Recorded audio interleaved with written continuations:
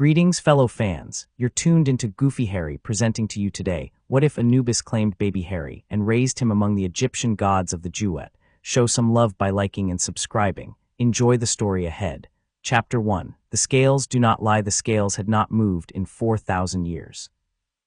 Anubis kept them in the Hall of Two Truths, suspended from a beam of black granite that had existed before the first human drew breath, and in all the long centuries of his stewardship, through empires rising and collapsing like tired men sitting down, through plagues and wars and the slow grinding death of entire civilizations, the scales had always tipped. Always. That was the point of them. A soul came in, light with virtue or heavy with sin, and the golden pans swayed and settled, and Amit waited with her crocodile grin, and the universe maintained its shape. On the night of October 31st, 1981, the scales moved on their own. No soul had been brought. No feather of Maat had been placed. Anubis was seated at the far end of the hall reviewing the night's procession of newly dead, a fisherman from Alexandria, an old woman in Tokyo who had lived a remarkably complicated life, when the scales shivered. Both pans dropped simultaneously, sank level with each other, and stopped, perfect balance. He stared at them for a long moment. Amit, crouched in her corner with her hippopotamus haunches and her hungry patience, lifted her head and made a sound that was not quite a growl. "I know," Anubis said. He was already moving. The Duat did not have doors in any conventional sense. It had thresholds, places where the membrane between what was living and what was not grew thin enough to step through, if you were the right kind of being and you moved with sufficient authority. Anubis walked through the far wall of the Hall of Two Truths and emerged into a cold English night, and the village of Godric's Hollow sat around him like a toy set left out in the dark. Smoke still rose from the cottage at the end of the lane. He moved toward it without hurrying. Gods of the dead have a relationship with urgency that is different from everyone else's. When you have watched every moment of every human life eventually end at your feet, the concept of too late loses some of its terror. But the scales were still moving somewhere behind him, vibrating through whatever invisible thread connected them to the living world, and that was new enough to sharpen something in his ancient attention. The cottage was half destroyed. The upper story had collapsed inward, and the front garden was scorched, and the door hung off a single hinge at an angle that suggested tremendous and sudden violence. He walked through it the way he walked through everything, as though it had been built for his passage. The woman was dead at the foot of the stairs. Red hair fanned out across the floor, and her eyes were open and aimed at the ceiling with an expression that was not fear. It was defiance, still held in her face even after the fact of death had taken everything else. He crouched beside her and pressed two fingers gently to her temple, not because he needed to read her soul. The scales had already spoken about that, but out of something that might, in a more diminished being, have been called respect. Lily Potter, the soul said, shivering with residual light, died for her child. He already knew that. It was why the scales had moved. Love, in the Egyptian reckoning of things, was not a soft word. It was not flowers and poetry and the sweet ache of wanting. Love, at its most fundamental, was an act of weight. It pressed down on the scales with more force than almost anything else a soul could carry.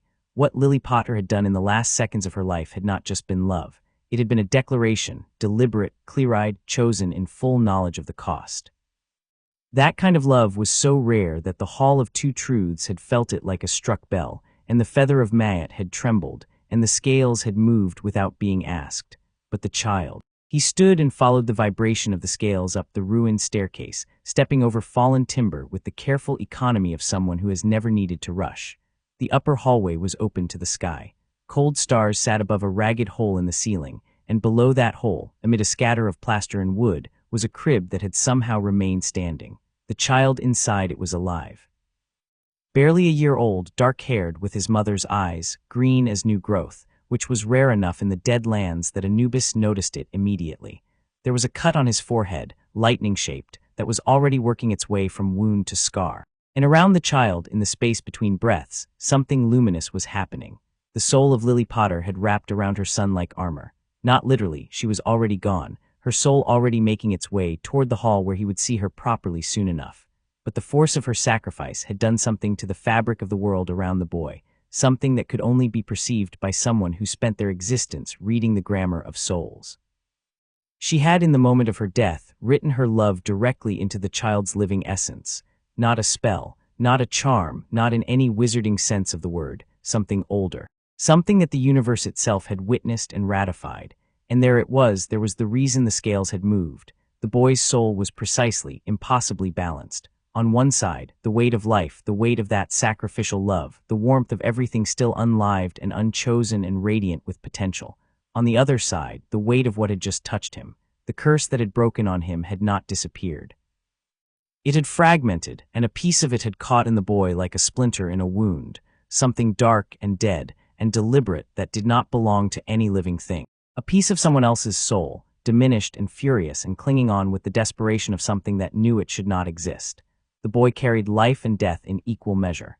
The scales, presented with this, had simply refused to choose. Anubis stood over the crib for a long time. Outside, somewhere in the village, he could hear the first signs of the living world beginning to respond, someone moving quickly, a distant crack of displaced air that meant magic users were arriving. He did not have unlimited time, which was a sensation he was thoroughly unaccustomed to. He reached into the crib and lifted the child. The boy looked up at him with those green eyes and did not cry. Most living things, when they found themselves in the hands of a god of death, experienced a biological response that expressed itself in various loud ways. This child looked at Anubis with the calm, interested attention of someone encountering a new and fascinating thing, and reached up one small hand toward the jackal head, and said with extraordinary confidence for a 1-year-old, "Oh." Anubis felt something shift in the architecture of his chest. He was not sure what to call it.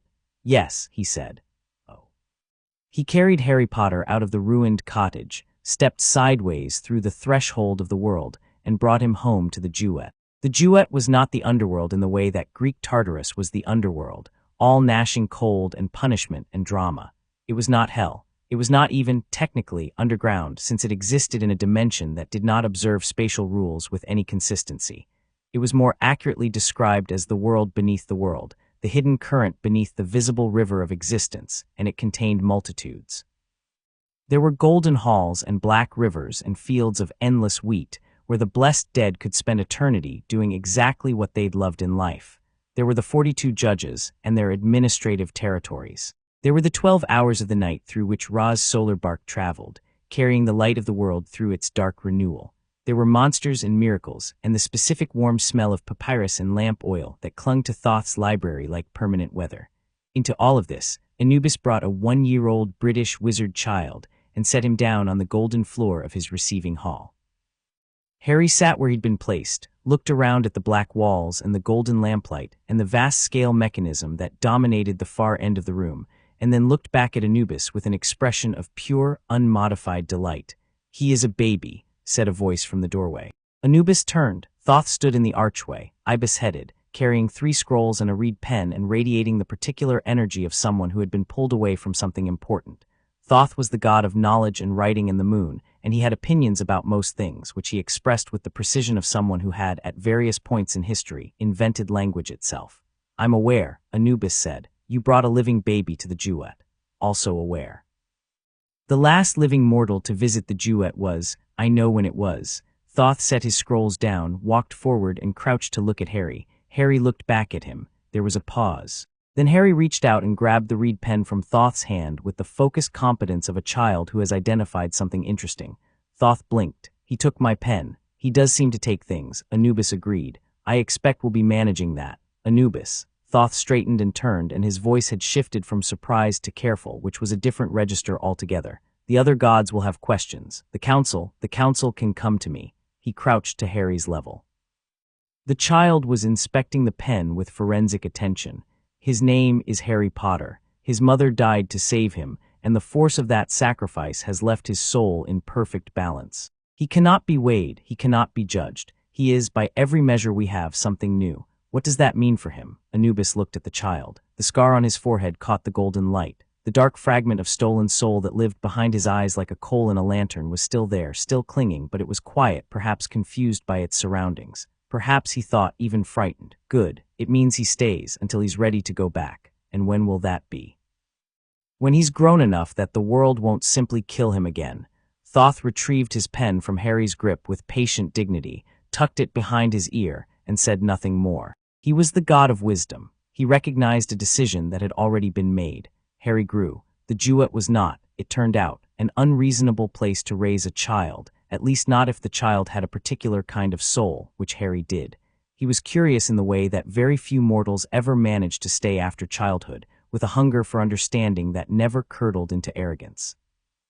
He asked questions constantly, which Thoth considered the highest possible virtue in a living being and rewarded accordingly, spending hours in his library with Harry perched across from him, working through texts that had been old when the pyramids were being built. Anubis was not a warm parent in any conventional sense. He did not tell bedtime stories or play games in the garden. What he did was include Harry, in the work, in the passage of souls, in the quiet observation of the weighing ceremonies. Harry would sit on the steps beside the great scale mechanism, legs dangling, watching souls come through, and Anubis would answer his questions afterward in the direct, unsentimental way that gods tend to communicate when they're being honest. "Why did that one tip the scales so far?" Harry asked once, age 5, watching the golden pan sink with the weight of a soul that had belonged to a man who'd spent 40 years lying and calling it business. "Because lying at that scale isn't just lying," Anubis said. "It becomes the shape of who you are. The scales don't judge individual acts, they weigh the whole." What did he love? Anubis paused. Money, power, the way people looked at him. Harry chewed on this for a moment. Did he love anyone? His dog, Anubis said. Considerably. Is that on the scales too? Everything is on the scales. Harry sat quietly with that, and Anubis watched him, and felt that thing in the architecture of his chest again, the thing he'd never quite managed to name. Osiris came to see Harry when he was 6. The green-skinned god of resurrection and the afterlife arrived in the Duat with the kind of gravity that filled rooms and silenced things, and Harry, who had grown up around gods and was accordingly completely unimpressed by them, looked up from the text Thoth had assigned him and said, "You're Osiris. Thoth talks about you. He says you're very grand." Osiris looked at Anubis. "He reads everything," Anubis said. "Thoth says grand like it's a problem," Harry added helpfully.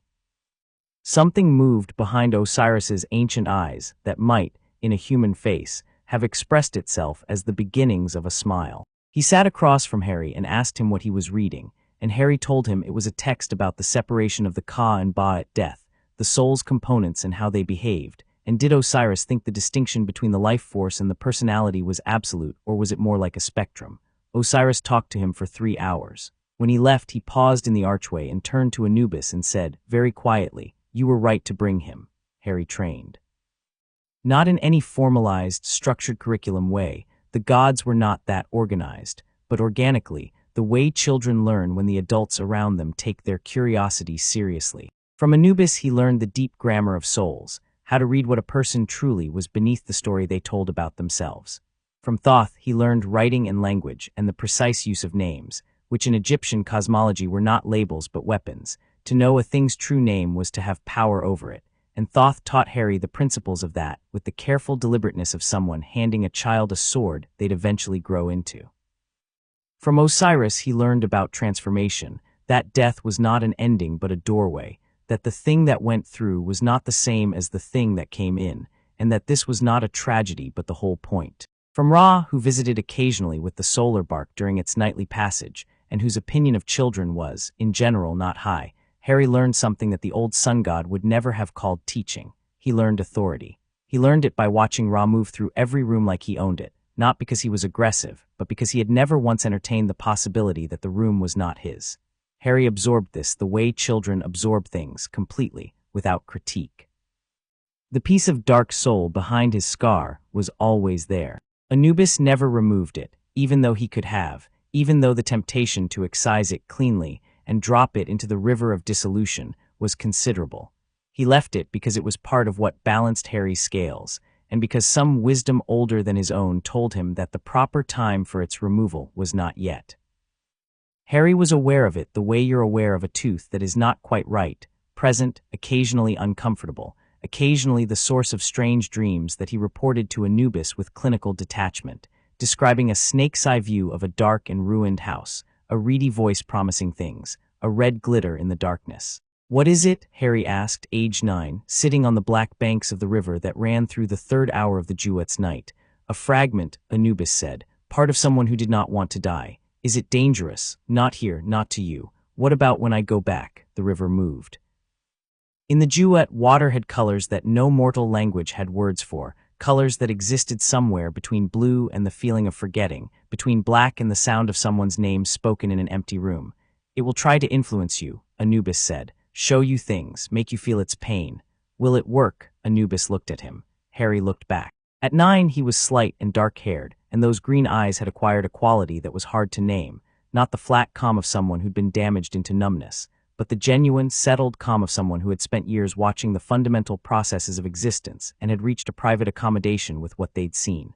There was warmth in him, real and substantial, but it sat inside a stillness that most humans didn't achieve until late in a very good life. "No," Anubis said. "It won't." Harry nodded and turned back to the river, and they sat there in comfortable silence while the dark water carried its invisible cargo of remembered things toward whatever waited beyond the 12th hour. When the Hogwarts letter came, it arrived the way all things arrived in the Duat that were meant for Harry. It found him, rather than the other way around. He was in Thoth's library, working through a secondary text on the philosophy of the feather of Maat, when the parchment envelope slid out of a space between scrolls and landed on the table in front of him. He picked it up and read it and set it down again with the expression of someone who has been expecting a thing and is now determining whether the timing is right. He brought it to Anubis. The god of the dead looked at it for a long moment, turned it over, looked at the wax seal, a large H surrounded by 4 animals, and said nothing. "Thoth told me about it," Harry said. "A school for witches and wizards." "Yes, magic. You have magic," Anubis said. "You have always had magic. I know. But theirs is different, wands and words and learning to push things around." He paused. "Thoth says the two systems are related but not the same. That wizard magic is like using your finger to paint where I've been using my whole hand." Anubis set the letter down. "Thoth has been preparing you for this. For a while, yes." He wasn't surprised. Thoth had a tendency to be 3 moves ahead of everything and everyone and to be modestly quiet about it until the moment arrived. Anubis would have a conversation with him about that. In the meantime, he looked at the child, 11 years old. Dark hair still refusing to lie flat, green eyes bright with the reflection of a library that contained more knowledge than most civilizations had ever produced. A scar on his forehead like a lightning bolt, and behind it a fragment of stolen soul that had been waiting quietly for a decade. "The world you came from," Anubis said carefully, "is not what it should be. It is unbalanced. There are people in it who will try to use you. I know. There is a man, what remains of a man, who believes you belong to him, that your survival was a theft from him. The one in my head." "Yes." Harry said nothing for a moment. The lamplight moved. Somewhere deep in the Duat, in the 11th hour of the night, something vast and old shifted in its sleep, and the walls of the library hummed very faintly in response. "And there's probably someone on my side who also thinks I belong to them," Harry said. Anubis looked at him steadily. "Yes," he said. "Good." Harry picked up the Hogwarts letter and folded it and put it in the pocket of his robe. "I want to go. Not because they're calling me, but because—" He paused, and something in his face shifted, something younger and more uncertain than his usual composure, the real child beneath the education, "because I want to see it. Where I'm from. I want to see what a living world looks like when it's mine to walk in." Anubis was quiet for a moment. The thing in the architecture of his chest had expanded to an uncomfortable degree. "You understand," he said, "that you will need to be careful, not frightened, careful. Different things, very different things. Will you come?" Harry asked, not anxious, not pleading, just asking, the way he asked everything directly, as though the answer was just another piece of information he was gathering. "I will be where I always am," Anubis said, "between worlds at the threshold." Harry nodded, "Close enough." The morning Anubis took Harry to the threshold of the living world was not dramatic in any visible way. There were no ceremonies, no assembled gods, no speeches. Thoth appeared with a small stack of scrolls he'd translated into English and handed them to Harry with an instruction to read them on the train, which Harry accepted with the solemn promise of someone who actually intended to keep it. Osiris placed one hand briefly on Harry's head in something that managed to be a benediction without being condescending. Ra, who happened to be passing in his bark at the critical hour, said nothing, but let the light from the solar disk touch Harry's face for just a moment longer than physics strictly required. Anubis himself said very little. He walked Harry to the threshold, a place at the edge of the Duat where the membrane between the dead world and the living one was thin as old paper, and through which the sounds and smells of the mortal world drifted in complex, wonderful noise. Harry stood there listening for a moment, car engines and birds, the smell of exhaust and wet grass and something frying somewhere, and his face was doing several things at once, most of which Anubis filed away in a part of himself that he did not, as a rule, open during business hours. "The scar," Harry said, touching his forehead. "He'll know me by it. Everyone will know you by it," Anubis said. "That is not the same thing as knowing you." Harry lowered his hand. "Turned to face the god who had, in every way that mattered, raised him. Green eyes meeting the timeless black ones above the jackal muzzle, and neither of them saying what was sitting directly in the center of the moment, because they were alike in that way. Both of them had spent too long in the presence of souls to believe that things needed to be said to be real. "Don't make me weigh you early," Anubis said. Harry smiled. It was, in Anubis's considerable experience with the expressions of mortal faces, one of the better ones he'd encountered. "No promises," Harry said. He stepped through. The village of Little Winging, Surrey existed in a state of aggressively ordinary self-satisfaction that Harry found immediately and comprehensively fascinating. He stood on the pavement of Privet Drive with a small bag over one shoulder and looked at the identical houses with their identical cars and their identical garden aspirations, and thought about the 42 judges of the Duat and whether any of them had ever assessed a cul-de-sac. Number 4 had a well-maintained hedge and a door that was too clean. He stood outside it for a moment, reading the house the way Anubis had taught him to read souls, not looking at what it showed, but at what it was trying not to show.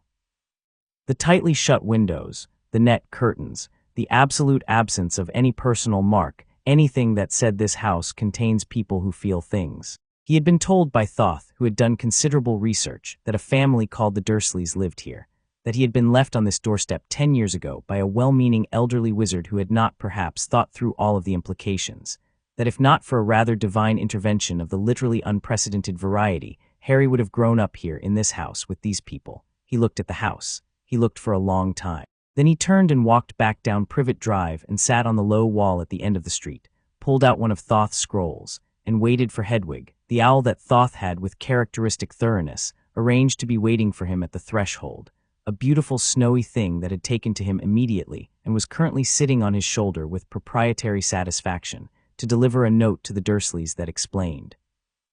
In the calm and slightly archaic English that was the natural result of Harry's particular education, that he was aware of his situation, that he had alternative arrangements for the summer, and that he would be presenting himself at King's Cross Station on September 1st. He signed it Harry Potter without any additional designation, because his name was enough and always had been.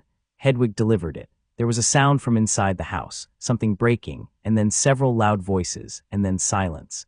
Harry sat on the wall and read Thoth's scroll about the British wizarding community's political structure, and found it considerably less interesting than the 42 judges, but more interesting than the hedge. That evening he found a small hotel near the station that took cash, and in the morning he went to Diagon Alley. He had, of course, known it was coming. Thoth had described the wizarding shopping district in some detail, or rather, in exactly the right amount of detail, neither more nor less, and he'd prepared for it the way he prepared for everything, by gathering information and then setting it aside and walking in with his eyes open. He found the leaky cauldron without difficulty, moving through it with the casual confidence of someone who had navigated the 12 hours of the Egyptian underworld and was accordingly not intimidated by a dim pub. He tapped the correct bricks in the wall behind it. Thoth had been thorough, and the archway opened and Diagon Alley spread out before him, bright and impossible and smelling of potions, ingredients, and owl feathers and old magic, and Harry stood in the entrance and felt something he hadn't expected. Recognition, not of specific places or people. Recognition of magic, real magic, the kind that bent the fabric of things, the kind that had a smell and a taste and a weight. The wizarding world's version of it was different from what he'd grown up with, smaller in scope, more precise, more controlled by the strict mechanisms of wandwork and incantation, but it was related to the same fundamental truth, the same thread that ran through the Duat and through Thoth's library, and through the moment Lily Potter had chosen to die for her son. The world was alive with it, imperfect and narrow and alive. He went to Gringotts first, which Thoth had told him was the sensible order of operations.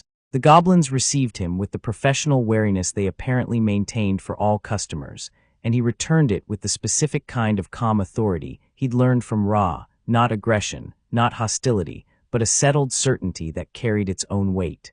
He mentioned his name.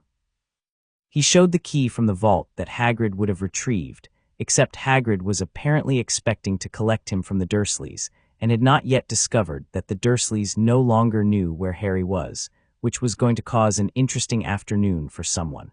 The goblin behind the counter looked at him for a moment longer than usual. "Harry Potter," it said, with a flatness that might have been skepticism.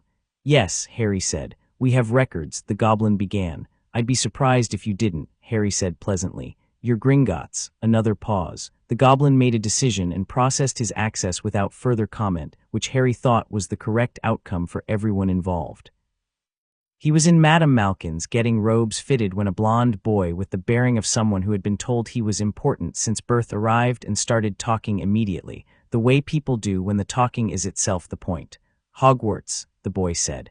Yes, Harry said. Me too. Father's quite particular about the robes, only the best, obviously. Do you know what house you'll be in? I know I'll be Slytherin, our whole family has been. A pause as the blonde boy properly looked at him for the first time, at the messy hair and the old-fashioned robes and the scar that was barely visible beneath the fringe. Are you Harry Potter? Harry said, because the sentence was going to end there eventually anyway. The boy's expression went through several stages. Draco Malfoy, he said finally, with the reflexive dignity of someone whose name was supposed to mean something. You should know, at Hogwarts, that it matters who you associate with, the right families. Why? Harry asked. Draco blinked. Why? Why does it matter which families? What does family history actually tell you about a person? He kept his voice genuinely curious, not challenging, because he genuinely was curious. He'd spent a decade being taught that the only meaningful measure of a being was the weight of what they'd chosen to do, and this boy was talking about inheritance as though it were an achievement. Draco opened and closed his mouth. He had clearly not been asked why before. It was the kind of question that required having thought about the answer, and he hadn't.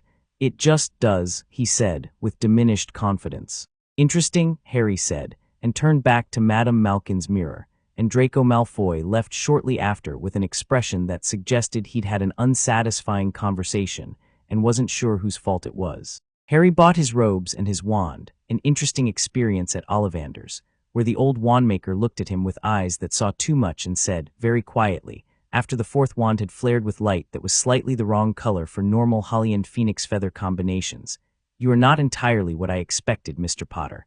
And Harry said, "No, I don't suppose I am."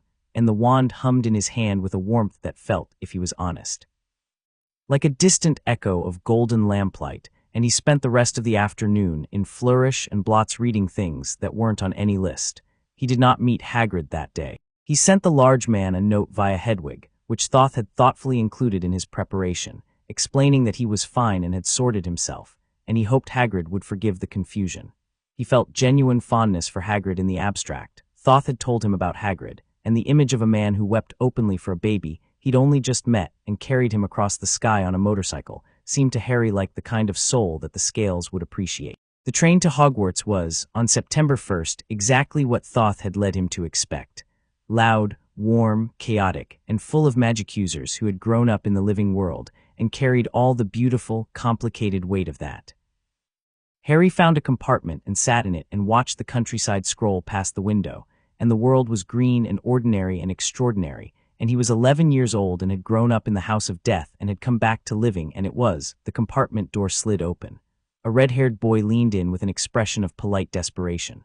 "Sorry, is this everywhere else is full? Mind if I sit down?" Harry said, and smiled and meant it. The red-haired boy sat down with a relieved grin that took up most of his face and stuck out his hand and said, "I'm Ron Weasley, Harry Potter." The grin didn't change, didn't expand into reverence or contract into awe.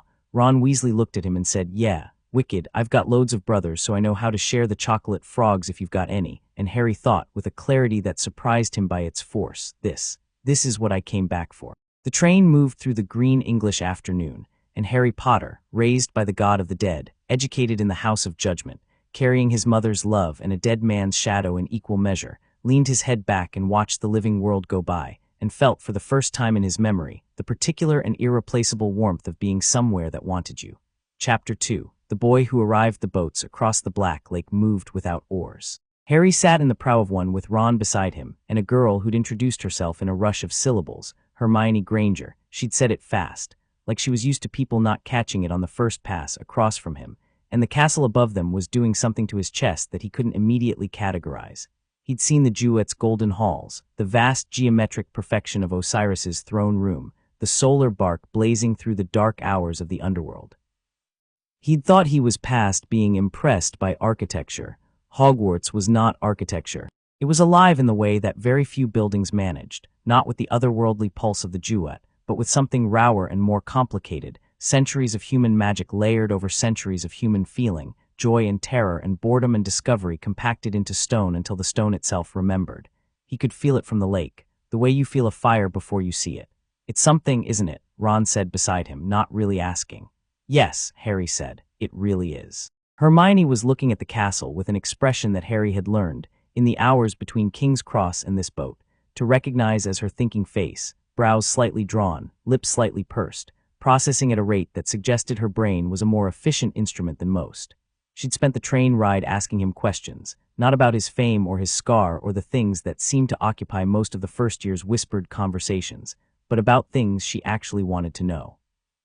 Had he practiced any spells before arriving? What was his understanding of the theoretical basis for wand core resonance? Had he read a history of magic all the way through or just the interesting parts? He'd answered honestly, yes, extensively, and there was a difference between the two, and watched her recalibrate several times in quick succession, which was satisfying in the way that good conversation always was.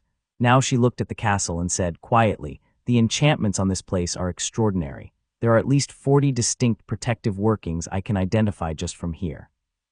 43, Harry said, without thinking. He felt them the way Anubis had taught him to feel the edges of things, the structural grammar beneath the surface presentation. There's one around the eastern tower that's older than the others. Pre-Hogwarts, I think, like the castle was built around it. Hermione turned to stare at him. How do you know that? She said. I've had an unusual education, Harry said. Ron, who had been tracking a large squid beneath the boat's surface with the uncomplicated joy of someone who found giant squid deeply excellent, looked up and said, my brothers say the sorting hat puts you in your house. Fred says he thought about Azkaban the whole time and it didn't move, but Fred lies quite a lot. The hat reads the soul, Harry said, or the nearest equivalent it can manage. He paused. It'll be fine. The boats touched the shore and they climbed out into the dark and followed Professor McGonagall's brisk instruction through great doors and into an entrance hall that smelled of candles and old wood and magic so dense it was practically a physical substance. And Harry stood in the middle of it all and breathed it in and thought, alive. All of it, completely, messily, wonderfully alive. The sorting was not what Harry had expected, mainly because Harry's expectations had been based on Thoth's rather academic description of the process, which had focused on the hat's construction and the theory of its charm work, and had failed to mention that it would spend 30 seconds sitting on his head in silence before saying anything. He sat on the stool. The hat dropped over his eyes. The hall went dark. Well, said a voice inside his skull, and it sounded like something that had been talking to the inside of human heads for 1,000 years and was accordingly very difficult to surprise. I don't meet many like you. I'd imagine not, Harry thought back. You've been in the Duat. Not a question, the hat was reading him and processing fast, sifting through the accumulated sediment of a decade's unusual education. You've been in the presence of actual gods. You've been taught by Thoth. A pause, Thoth. Really. He's very particular about the reed pen Harry offered. The hat made a sound that might have been laughter if hats could laugh. And what do you want, Harry Potter? Not what they want you to want. What do you actually want? To understand things, Harry thought. And to be somewhere that's worth understanding. Brave enough for Gryffindor. Clever enough for Ravenclaw. The ambition's there if you look for it. And there's more darkness in you than you advertise. Boy, don't think I can't feel it. The hat's presence shifted slightly, examining the fragment behind his scar the way you might examine a locked box you'd found in someone's belongings, cautious, curious. What is that? Something that doesn't belong to me, Harry said. I'm managing it. I believe you. Another pause. You know, most students I sort are trying to become something. You already are something. The question is where you'll do the most good.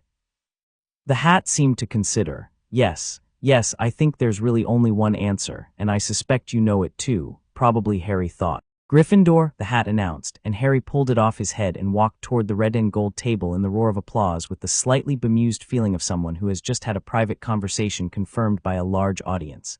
Ron arrived at Gryffindor table 6 students later, dropped into the seat beside Harry, and immediately said, "Told you the hat was weird. What did it say to you?" It went quiet for ages. "We had a discussion," Harry said. "About what?" "Philosophy, mostly." Ron looked at him, decided this was probably true based on what he'd learned about Harry in the past 4 hours, and helped himself to roast chicken with the focused relief of someone who has been on a train since 11 in the morning. Harry looked down the table, up at the high table where the professors sat, and found Dumbledore. The headmaster was looking at him, not the way the other professors were looking at him, with varying degrees of curiosity and professional interest. Dumbledore was looking at him, the way Thoth sometimes looked at a text he'd encountered that didn't match any existing catalog, with the specific attention of someone encountering something that doesn't fit the framework they've built to understand the world. It was a measuring look, warm on the surface and calculating underneath, and Harry returned it with the steady, uncomplicated gaze that Anubis had modeled so well. I see you seeing me, and I am not troubled by it. Dumbledore's expression shifted.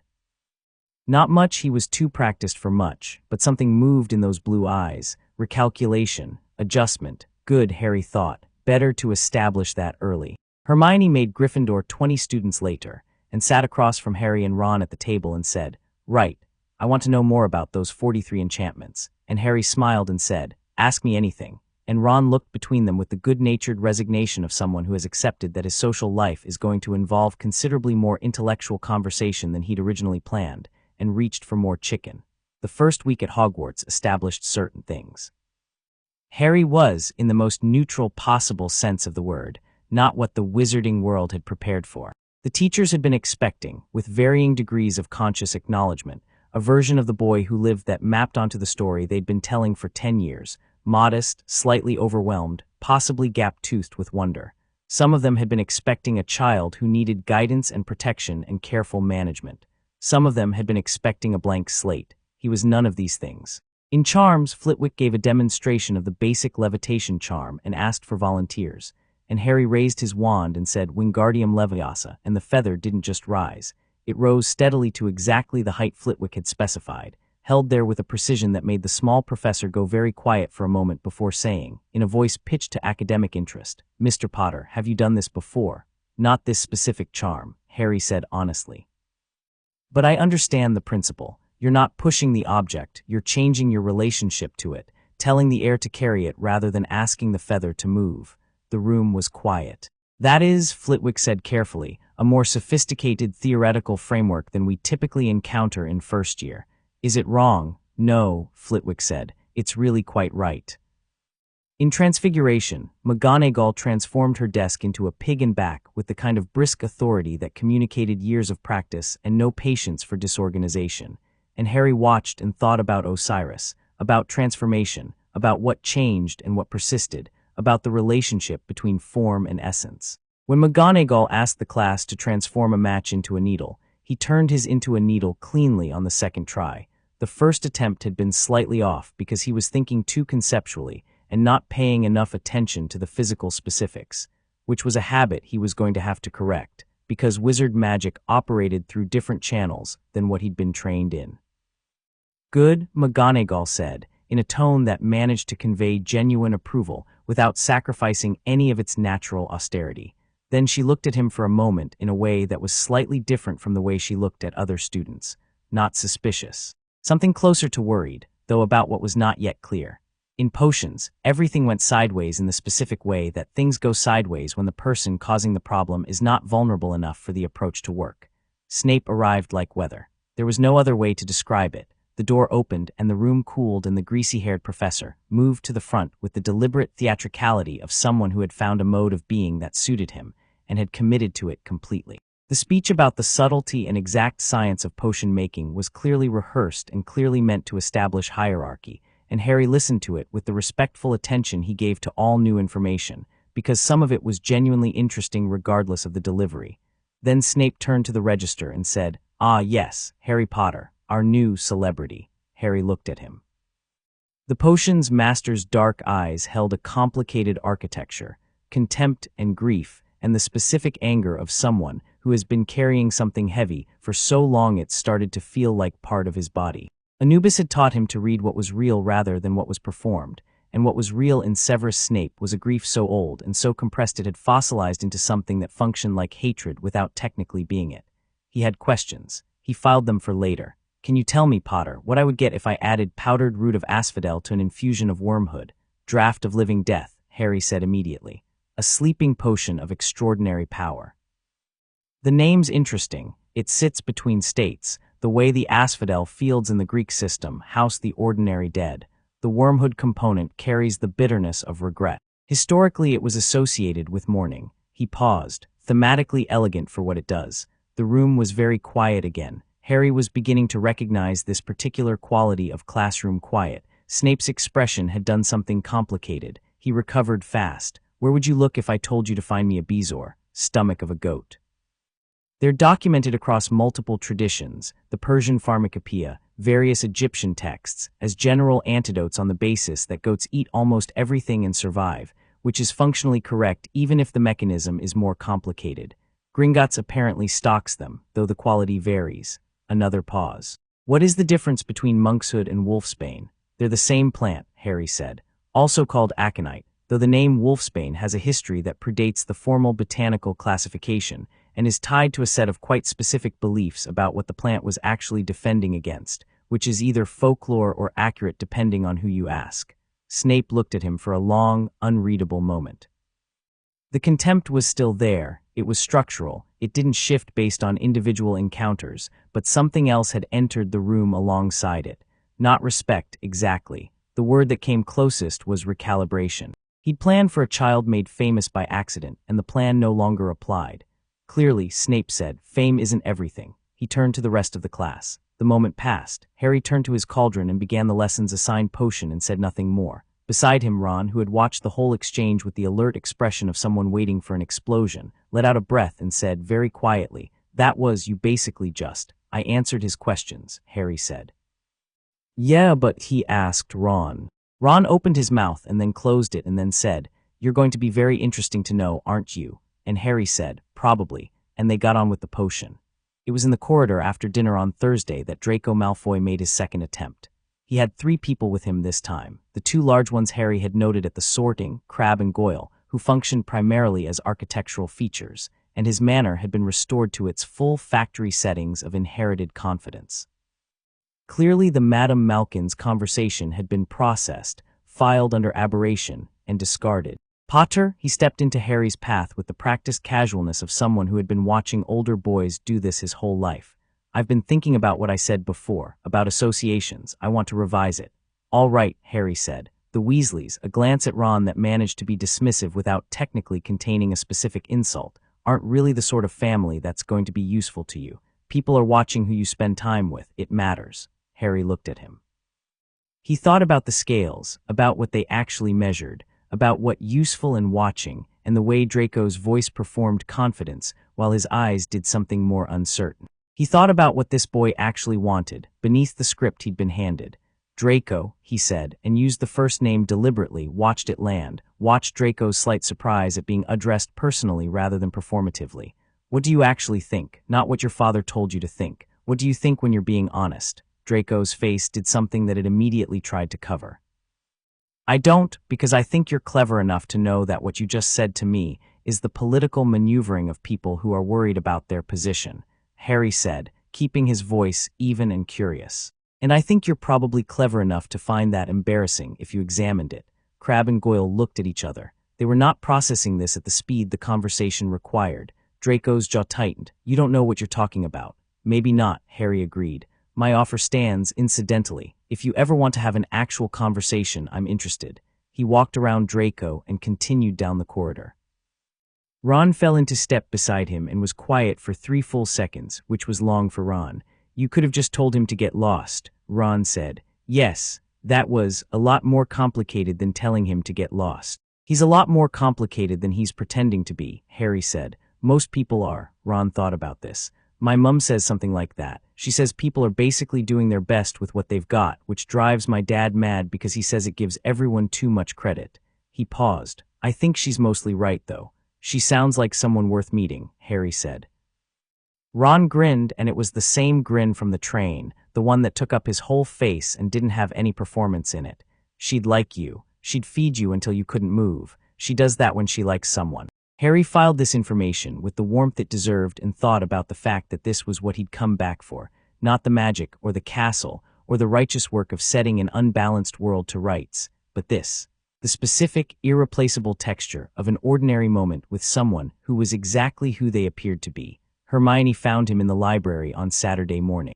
Not found in the sense that she was looking for him. She was pursuing her own research with the single-minded focus she brought to all intellectual activity, but found in the sense that she walked between shelves and turned a corner and stopped, because he was sitting at a table with 6 books open around him in a specific arrangement that was not, strictly speaking, the way most first years organized their research. "What are you doing?" she said, sitting down across from him with her own stack. Cross-referencing, Harry said, the magical theory in Hogwarts. A history doesn't match the enchantment structure I can feel in the castle walls. Something was changed in about 1340, the Eastern Tower specifically. I want to know what. Hermione set her books down slowly. You can feel the enchantment structure. Yes, in the walls. Yes, she sat with this for a moment. Then how? My guardian taught me to read the grammar of things. Magic has a grammar, a structural logic. Once you can read it, the difference between original work and later modification is fairly obvious. Your guardian. She said it carefully, not quite a question, which was the intelligent response because it left him the choice of how much to give. He looked at her. Hermione Granger's soul, as visible as they all were to him in that peripheral way he'd learned to stop actively noticing, was one of the more interesting ones he'd encountered in the living world. Dense with information and feeling in equal measure, a hunger for understanding that was genuine and deep, and underneath it, underneath the capability and the competence and the crisp certainty she wore like a school uniform, something that had been frightened for a long time of not being enough. He recognized that particular weight. He'd seen it on 100,000 souls in the Duat, pressed under different labels in different centuries, but always the same fundamental shape. I grew up somewhere unusual, he said. I was raised by he's not human. He's very old and he takes the dead. He paused, choosing. He manages the passage between life and death, and he took me in instead of letting me die, and I grew up with him. Hermione stared at him, opened her mouth, closed it, tried again. You're saying you were raised by, yes, a death, a literal, yes. She pressed her lips together in a way that indicated she was processing at maximum capacity.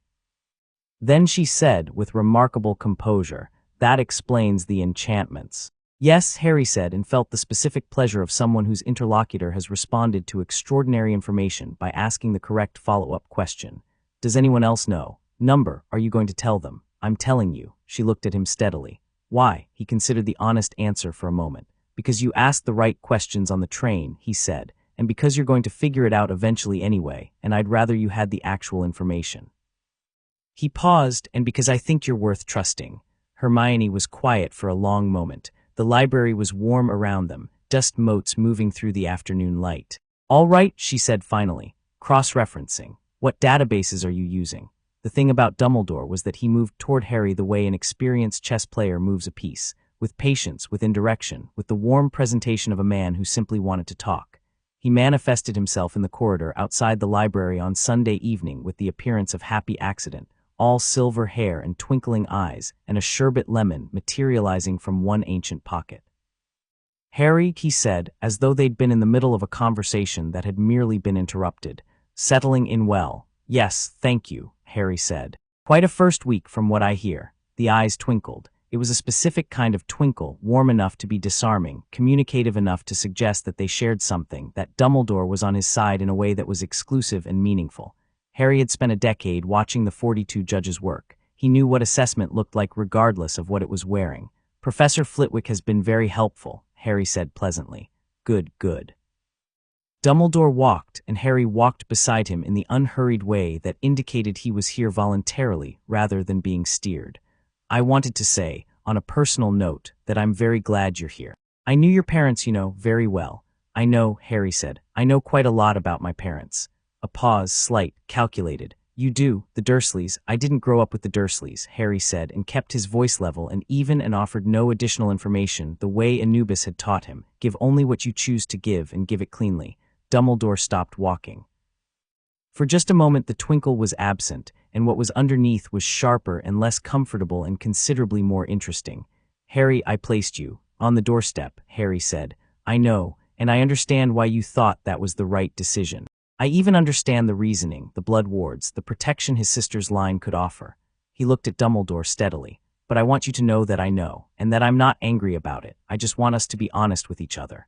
Dumbledore looked at him for a long, measuring moment. He was an extraordinary man. Harry could feel that even from the outside, could feel the depth and the weight and the genuine commitment to good that lived beneath the chess player's instincts. He was not, in any simple sense, a bad man. He was a man who had made himself into a strategist in service of a cause he believed in completely, and had over the decades lost the easy distinction between caring for people and moving them. You are not what I expected, Dumbledore said quietly. I know, Harry said. I think that's probably good for both of us. Dumbledore looked at him for another moment, and something in the old wizard's face shifted, not defeat, but the specific adjustment of someone recalculating their approach, filing away what they'd learned, determining what it meant. Then the twinkle came back, but it was different now, less performed. "I look forward to getting to know you, Harry," he said, and this time it sounded like he meant it. "Likewise," Harry said. The flying lesson was on Thursday of the second week, and Harry went to it with the straightforward interest he brought to new things, stood beside his school broom, and waited. What happened was that Neville Longbottom's broom lurched skyward before Madame Hooch's instruction, and Neville went with it, up and tilting sideways, white-faced and silent in the awful way of someone whose terror has outrun their voice, and then falling, and Harry was already moving.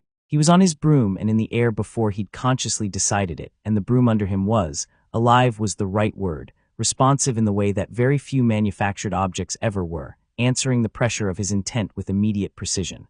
He cut across the courtyard, angled, and had Neville's remembrall in his hand before the boy had finished the first terrible arc of falling. He landed. Madame Hooch stared at him. The class stared at him. Neville, who had landed separately and more slowly due to the intervention, sat on the grass and looked at Harry with an expression of pure, uncomplicated gratitude. McGonagall appeared from nowhere, or rather, from the castle entrance, moving at a pace that communicated controlled urgency, and said, "Potter, with me," in a tone that contained no visible emotion except determination. He thought briefly that he was about to be punished, which seemed an odd response to preventing a child's injury. But the look on McGonagall's face as she walked him through the corridor was not the look of someone preparing a reprimand. It was the look of someone who had spent many years waiting for something and had just seen it arrive. She took him to Oliver Wood. He met Wood. Wood said things about Quidditch with the specific vocabulary of devotion. Harry listened and thought, this is what Osiris meant. Joy is a form of resurrection. He said he'd play because the look on Wood's face when he talked about Quidditch was the kind of look that deserved a yes. He was walking back to the common room when Draco Malfoy intercepted him again. But this time it was different. There was no script, no performed confidence, just Draco standing in the corridor with the look of someone who had something to say and wasn't quite sure how to say it. "I heard about the broom thing," Draco said. "Neville's fine," Harry said. "Obviously I meant," Draco stopped. "Tried again. You didn't have to go up." "No," Harry agreed, "but I wanted to." Draco looked at him with something that might have been trying to become respect if it had a little more room. "You're trying to be friends with everyone, aren't you? Weasley, that Granger girl, now Longbottom." "I'm not trying to be friends with everyone," Harry said. "I'm being interested in people. That's different." "What's the difference?" "Friends is a conclusion. Interested is a beginning." He looked at Draco. "I'm still interested in you if that's what you're asking." Draco's jaw did its complicated thing again. "I wasn't asking that." "All right," Harry said. "The offer's still there." He continued down the corridor and Draco stood in the middle of it, watching him go with an expression that was, for the first time since they'd met, not performing anything at all. The feast on the last night of September was loud and gold, and full of the specific happiness that food and company produce in cold stone buildings, and Harry sat between Ron and Hermione and ate well, and listened to Percy Weasley explain something about cauldron thickness regulations with the polite attention he'd give anything, and thought about the balance of things. The dark fragment behind his scar was quiet most of the time. Occasionally it pulsed when he passed certain corridors, when Quirrell walked too close in the Great Hall, when something moved in the wrong direction at the edge of his peripheral awareness. He noted these moments the way he'd been taught to note everything, without reaction, with patient collection. Quirrell smiled too much, and the smiles didn't reach anything real. Snape watched Quirrell the way McGonagall watched students she suspected of cheating, with the compressed, constant attention of someone waiting for a specific thing to happen. And beneath the school, in a corridor on the third floor that was allegedly forbidden, something was stored that was important enough to require the kind of layered magical security that Harry could feel from 2 floors up, dense and purposeful, and carrying the particular signature of objects that existed at the intersection of life and death. He filed it all. He was not in a hurry. He had grown up in the House of Judgment.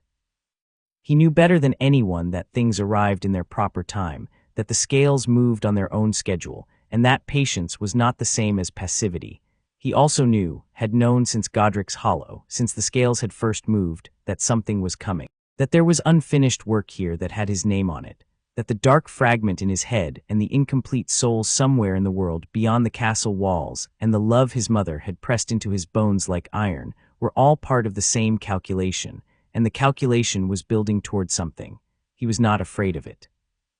He looked up at the enchanted ceiling of the great hall, night sky, stars moving in their real positions, and thought about the Duat, about Anubis at the threshold, about being between worlds and belonging to both and owned by neither. "You've gone quiet," Ron said, which was Ron's way of asking if he was all right, delivered in the register of someone who'd made a study of the distinction between needing space and needing company. "I'm just thinking," Harry said. "About what?" Harry looked at the stars in the ceiling and then at Ron, at his honest, warm, uncomplicated face and the soul behind it that was exactly the same as its exterior, no gap between the performance and the truth. "About how good this is," Harry said, "right now." This specifically, Ron looked briefly uncertain about how to respond to sincerity delivered without irony. Then he grinned his enormous grin and said, "Yeah, the roast potatoes are brilliant, aren't they?" Which was the most Ron Weasley response possible to an emotionally resonant statement. And Harry laughed, genuinely, unself-consciously, the laugh of someone encountering something delightful, and the great hall was warm and full and alive, and it was exactly enough. Chapter 3. What the Dead Know. October arrived in the way October does in Scotland, without asking permission and without apology, stripping the trees and pushing cold air through every gap in every wall, until the castle smelled permanently of wet stone and wood smoke. The lake went pewter gray, and the forest at its edge went the particular dark red of something preparing to die beautifully, and Harry walked the grounds in the early mornings before anyone else was up because the living world at dawn was still new enough to him that he wanted it without witnesses. He'd been watching Quirrell for 3 weeks. Not obviously. Not the way Snape watched Quirrell, with that barely contained professional suspicion that the man seemed to wear like a second robe. Harry watched the way Anubis had taught him to watch, peripherally, patiently, accumulating rather than hunting. Quirrell's soul had a problem. That was the simplest way to describe it. Most souls had complexity, the sedimentary layers of everything a person had done and wanted and been afraid of, all compressed together into something unique and usually contradictory. Quirrell's soul had those layers, but they were interrupted, like a piece of music where someone had spliced in a different recording partway through. The interruption smelled like the fragment behind Harry's scar, like something dead that was insisting on remaining. He hadn't told anyone yet. He would.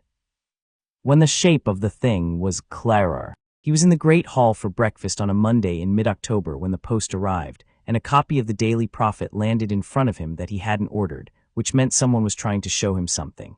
He turned it over. The headline was 3 weeks old, a story about a break-in at Gringotts, Vault 713, on July 31st, the day Hagrid had visited the bank on Dumbledore's behalf. The day Harry had been doing his own quiet tour of Diagon Alley and introducing himself to the magical world on his own terms. He read the article twice, thought about what was in the third-floor corridor, thought about Quirrell. Thought about the soul fragment and its specific flavor of desperation. "Someone removed something from that vault," he said to Hermione, who was across the table and had been watching him read.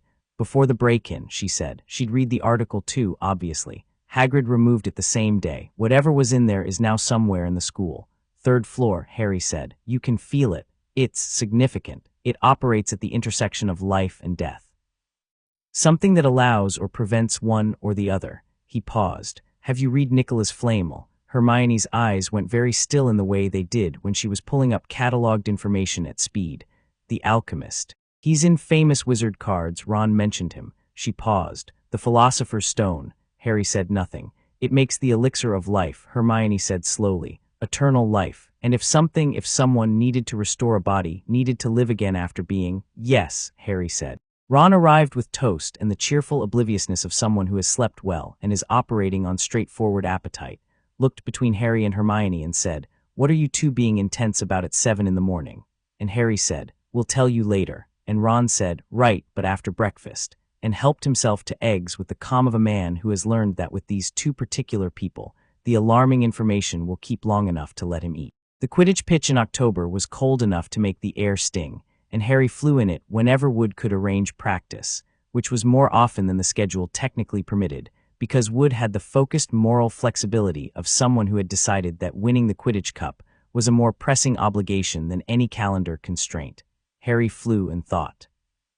The broom was the closest thing the wizarding world had to what he experienced in the Duat, the sensation of moving through a medium that responded to intent, of the boundary between self and environment becoming permeable. On a broomstick at 400 feet with the lake silver below him and the castle goldenlit against an iron sky, the fragment behind his scar went quiet in the specific way things went quiet when they couldn't find purchase, and he was simply himself, a boy on a broom in a cold sky, not dead or divine or anyone's symbol or anyone's weapon, just moving through the living air. He saw Quirrell watching practice from the stands once.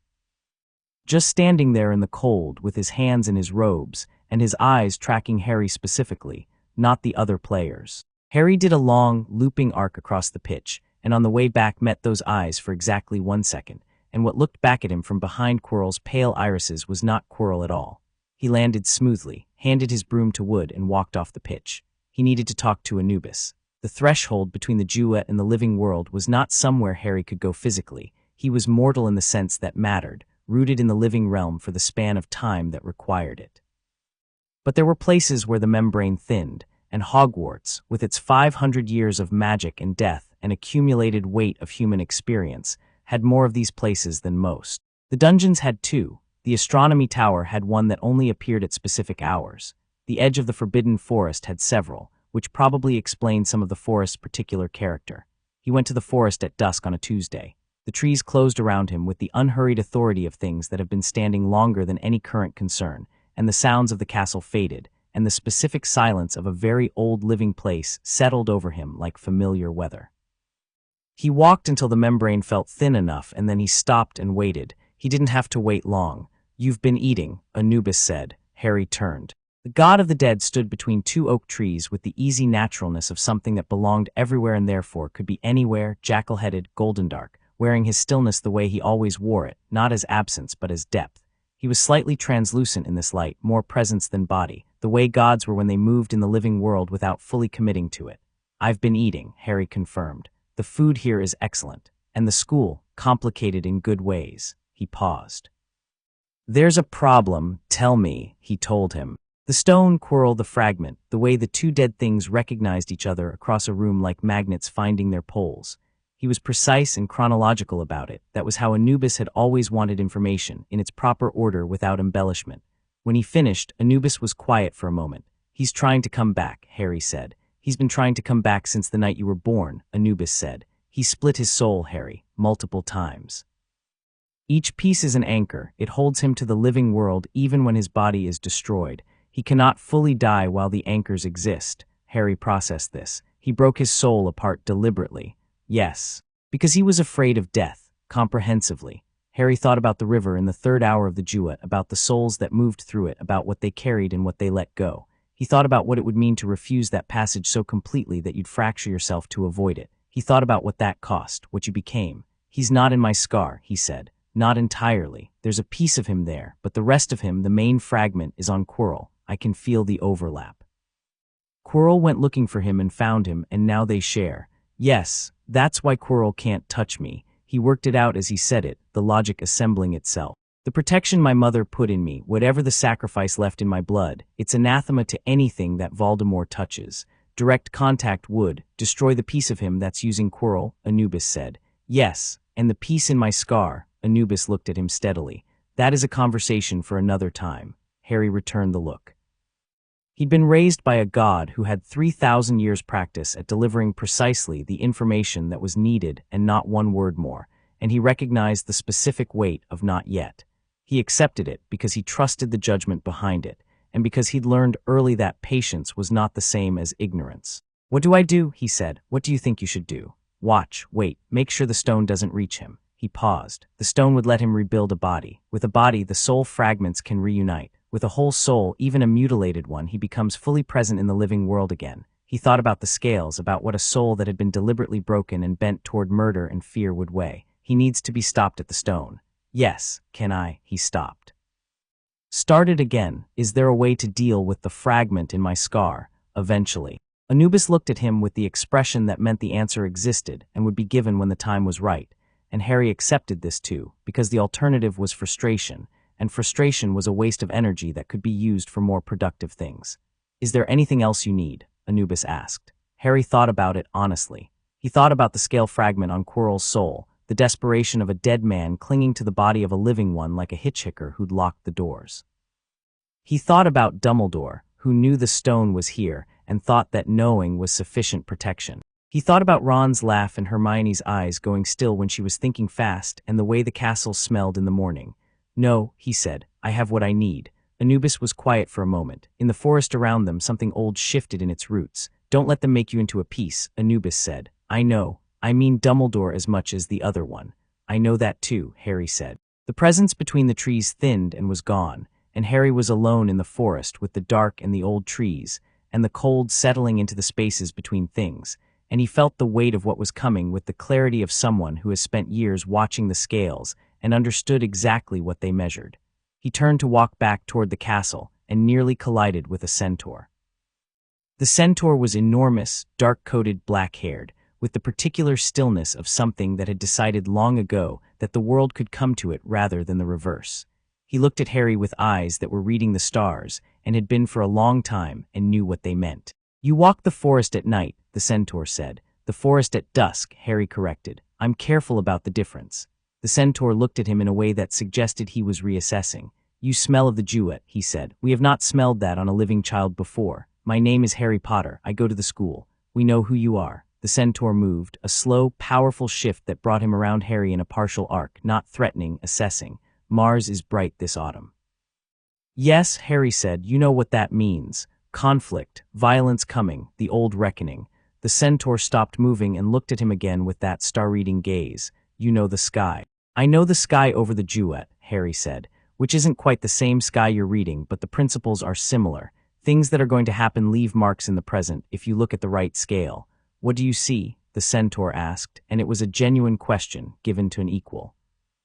Harry looked at the trees and the dark between them and the faint stars visible through the canopy, and thought about Quirrell and the stone and the desperate dead thing that wore the living man like a coat, and about the scales moving in the Hall of Two Truths 10 years ago on the night of October 31st.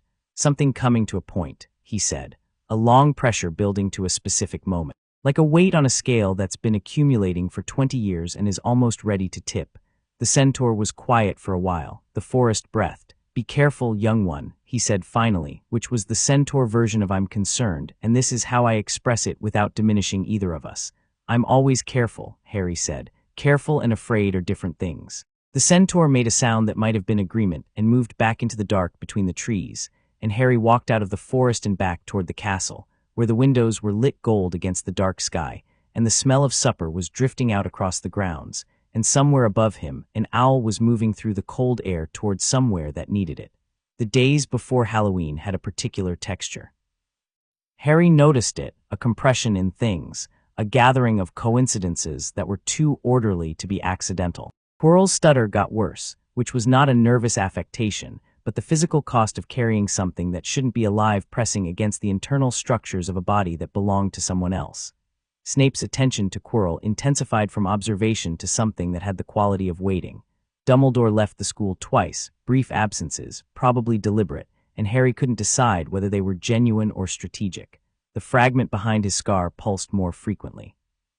Nothing dramatic, a warmth, occasionally a flash of image behind the eyes, a sense of something paying attention. He met it with the same equanimity he brought to everything from that source, acknowledgement without engagement, the way you might note the weather without allowing it to change your plans. On October 30th, he was in the library when Hermione sat down across from him with an expression that indicated she'd been thinking about something for several days and had decided to say it. "I know you know more than you're telling us," she said. "Yes," Harry said. "About Quirrell, about what's under the school." "Yes." "Are you going to tell me?" He set down his book, looked at her. "The thing under the school is the Philosopher's Stone," he said. "It was stored at Gringotts and moved here for safety. Someone wants it, specifically someone who is not alive in the conventional sense and wants to use the stone's properties to fix that problem." He paused. "The person who wants it is the same person who killed my parents." Hermione absorbed this. "Voldemort." "Yes, and he's here, in the school. A piece of him is using Professor Quirrell as a vehicle," Harry said. "It's a diminished, fragmentary existence, but it's functional enough to be dangerous." Hermione was quiet for a moment, processing, cross-referencing, ordering. "How do you know?" "I can feel it. The piece of him that's in Quirrell and the piece of him that's..." He touched his scar briefly. "In me. They recognize each other." Hermione stared at him. Her composure held because Hermione's composure was architectural, built on genuine intellectual courage rather than the fragile kind that collapses when the information gets too large. There's a piece of him in your scar. Yes, and you've just been carrying that. It was put there when I was a baby. I've had my whole life to get used to it. He paused. It can't influence me. How are you sure? Because I grew up with a god who taught me what souls look like from the outside, Harry said, and I can see the difference between what's mine and what's not. It's like having a stone in your shoe. You know it's not your foot. Hermione looked at him for a long moment. Then she said very quietly, "That must be lonely." Harry blinked. It was not the response he'd expected, not the intellectual follow-up, not the practical question about implications and solutions. Just that, the essential human response, aimed precisely at the part of the situation that was personal rather than strategic. "Sometimes," he said honestly. "Well," Hermione said, and straightened in her chair with the air of someone accepting a new set of parameters and adjusting accordingly. "You should have told Ron too." "I was going to. Tonight." "Tonight," Harry agreed. Halloween arrived with pumpkins the size of carriages and food that made the feast on his first night look modest, and Harry sat between Ron and Hermione and was aware of Quirrell at the high table in the way you're aware of a splinter, not consuming but present. The stone was below. Quirrell was above it. The desperation of the dead thing inside the living man was pulling toward it with the specific gravity of something that has been waiting too long. He didn't expect tonight. Tonight was too obvious, too watched. Whatever move came would be more oblique than that. He was wrong about the timing, but not about the oblique part.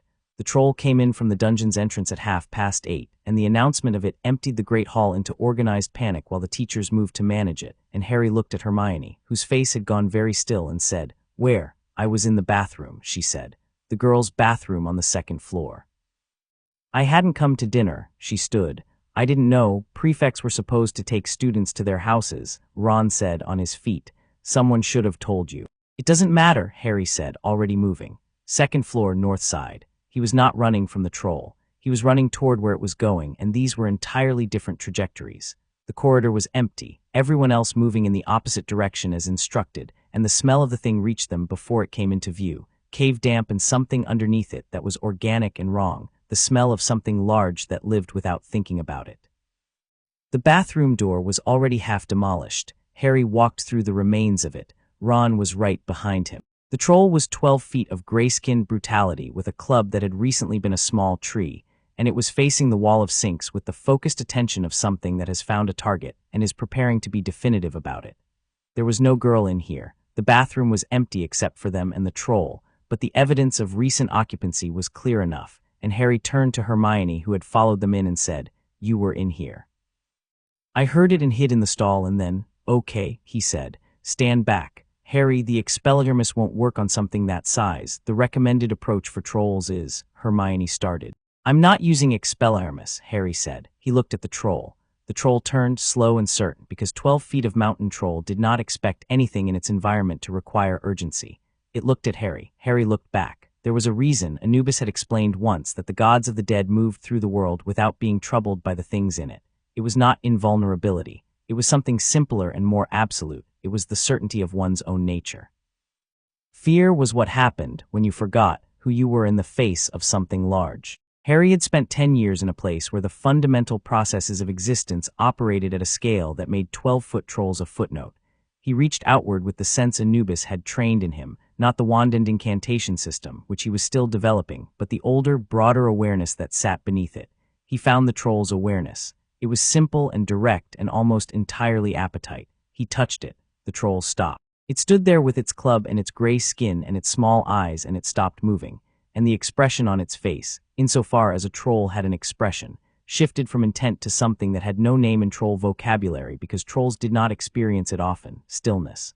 The particular stillness of something that has encountered in the dark, a presence more fundamental than itself, and understood, without understanding anything, that this was not a fight it had a framework for. It backed up, one step, two, and then turned and walked out of the bathroom the way it had come in. The silence after was very loud. Ron made a sound that was not quite a word. "What," said Hermione, "was that?" "Trolls aren't intelligent," Harry said, "but they're alive, and things that are alive respond to certain things even when they can't articulate why." He paused. "I told it to leave." "You told it," Ron said. "In the language underneath language," Harry said. "The grammar of things." Ron looked at Hermione. Hermione looked at Ron. They performed a silent exchange that Harry was beginning to recognize as a distinct dialect, the one that meant we'd accepted that he was unusual, but this is still regularly surprising us. McGonagall arrived. Then Snape, who took in the demolished bathroom door and the three of them and the conspicuous absence of a troll, and compressed all of his response into a single line. Explain. The troll left, Harry said. Left, Snape said. Through the door. He paused. I don't know where it went. Toward the dungeons, probably. Snape looked at him with those dark, complicated eyes that contained their fossilized grief and their professional suspicion, and their specific, reluctant attention to the fact that Harry Potter was not what he'd been prepared for. And how did it come to leave? I asked it to, Harry said. The silence that followed this was a different quality than the previous one. McGonagall's eyebrows made a journey. 10 points from Gryffindor, Snape said finally, which was so inadequate to the actual situation that it functioned more as an acknowledgement of conversational defeat than a genuine punishment, for being out of your dormitory. McGonagall awarded them 5 points each for managing the situation, in a tone that suggested this was a compromise between the two competing impulses of wanting to investigate the incident further and not being entirely sure she wanted the answers. They walked back to the common room in a cluster, and Ron said, after a long silence, the troll just left because you told it to. Yes, in the language underneath language. Yes, right, a pause. Can you teach me that? Not easily, Harry said. It's less a skill and more he searched for the right word, perspective. You learn it by being somewhere where the fundamental things are visible. And you learned it by being dead, by being in the realm of the dead. I was never dead. Thin line, Ron said. Most important lines are, Harry said. Ron thought about this and then said, I'm going to need a week to process all of this, and I'm going to need it to not interfere with Quidditch. And Hermione said, Ronald, and Ron said, I'm just being honest about my capacity. And Harry laughed, and the tension of the evening unspooled itself into the comfortable familiarity of the three of them being exactly who they were. November arrived and Harry played his first Quidditch match and caught the snitch in 7 minutes, and the crowd was extraordinary, 10,000 voices making a sound like a physical thing, and he held the small golden ball in his fist and felt the flutter of its wings against his palm, and thought, this is real, this counts, this is mine. He did not do it quickly because he was showing off. He did it quickly because Wood had spent 3 weeks explaining that their seeker catching the snitch was the team's highest priority, and because the Gryffindor chasers were tired and needed the pressure off them, and because at 300 feet Harry had seen Draco Malfoy on his broom looking in the wrong direction and had thought, briefly, about taking longer for the boys' sake, before deciding that winning quickly was more honest than strategically losing time. After the match, in the corridor near the locker rooms, Draco appeared. He didn't have Crabbe and Goyle. He was, for what Harry suspected, was a relatively rare occasion on his own, and he looked at the ground for a moment before looking up and saying, Good match. Thank you, Harry said. You could have taken longer. You saw me looking the wrong way. Yes, but you didn't. Number Draco looked at him with the expression that had been trying to become respect for 2 months and was finally making progress. Why not? Because winning honestly is worth more than winning in a way that requires someone else's failure to look good, Harry said. And because I think you'll be a better seeker for having lost clean than you would be for losing because I went easy on you. Draco stared at him. That's quite arrogant. It's honest, Harry said. There's a difference. Draco made a sound that might have been a laugh if it had committed to being one and walked away, and Harry watched him go and thought about the scales and about the things people chose to be when someone took them seriously. On a cold evening in late November, Snape stopped him in the corridor, not the way he stopped students to question them, not with authority deployed as a weapon. He stopped him by being in the corridor and saying, quietly, Potter, in a way that contained none of the performed contempt from Potions class. Harry stopped, turned. Snape looked at him for a long moment. There was, beneath all the accumulated layers of the man, a genuine intelligence. Harry had always felt that, had always respected it even when everything surrounding it was difficult. Right now Snape was looking at him with the specific attention of someone who has been watching and is ready to say something he's been deciding whether to say for a while. You know what Quirrell is carrying, Snape said, not a question. Harry met his eyes. Yes, and you're not alarmed. I'm informed, Harry said. That's different from alarmed. Snape's jaw tightened. The thing inside Quirrell wants the stone, Harry said. I know, you've been watching him. I've been watching both of you. He paused. You're protecting the stone too, not for Dumbledore or not only for Dumbledore, for personal reasons. Something moved in Snape's face, a flash of something that was not quite pain and not quite anger and was in the territory between them where the most important feelings lived. What personal reasons? Snape said very quietly. Harry looked at him steadily. I know about my mother, he said. Not everything, but enough. The corridor was very quiet. Somewhere deep in the castle, a suit of armor shifted on its plinth. Snape's face was doing something complicated. You know, she died for me, Harry said. And from what I understand, you knew her better than almost anyone before. He held the word carefully, put no judgment in it. The grief you carry has been there a long time. Snape looked at him for a moment that stretched in several directions at once. What are you? Snape said, and it was genuine, not hostile, not rhetorical. A real question. Her son, Harry said, and something else, but mostly her son. Snape said nothing for a long time. When he spoke again, his voice was back to its usual register, its usual armor, but something behind it was different, the specific difference of a man who has been seen and has not collapsed from it. Be careful, Snape said. He will move when he's ready, and it will be sooner than Dumbledore expects.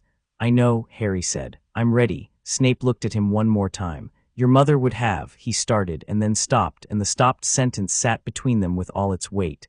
I know, Harry said gently. I know she would have. Snape turned and walked back down the corridor, and Harry watched him go and felt the scales move slightly, not dramatically, not conclusively, but in the small and real way they moved when something that had been heavy for a long time was shifted by someone choosing to be honest. He walked back toward Gryffindor Tower in the dark. He was almost at the portrait hole when he felt it, the fragment behind his scar, suddenly alive, suddenly urgent, pressing forward with a force that had intention behind it.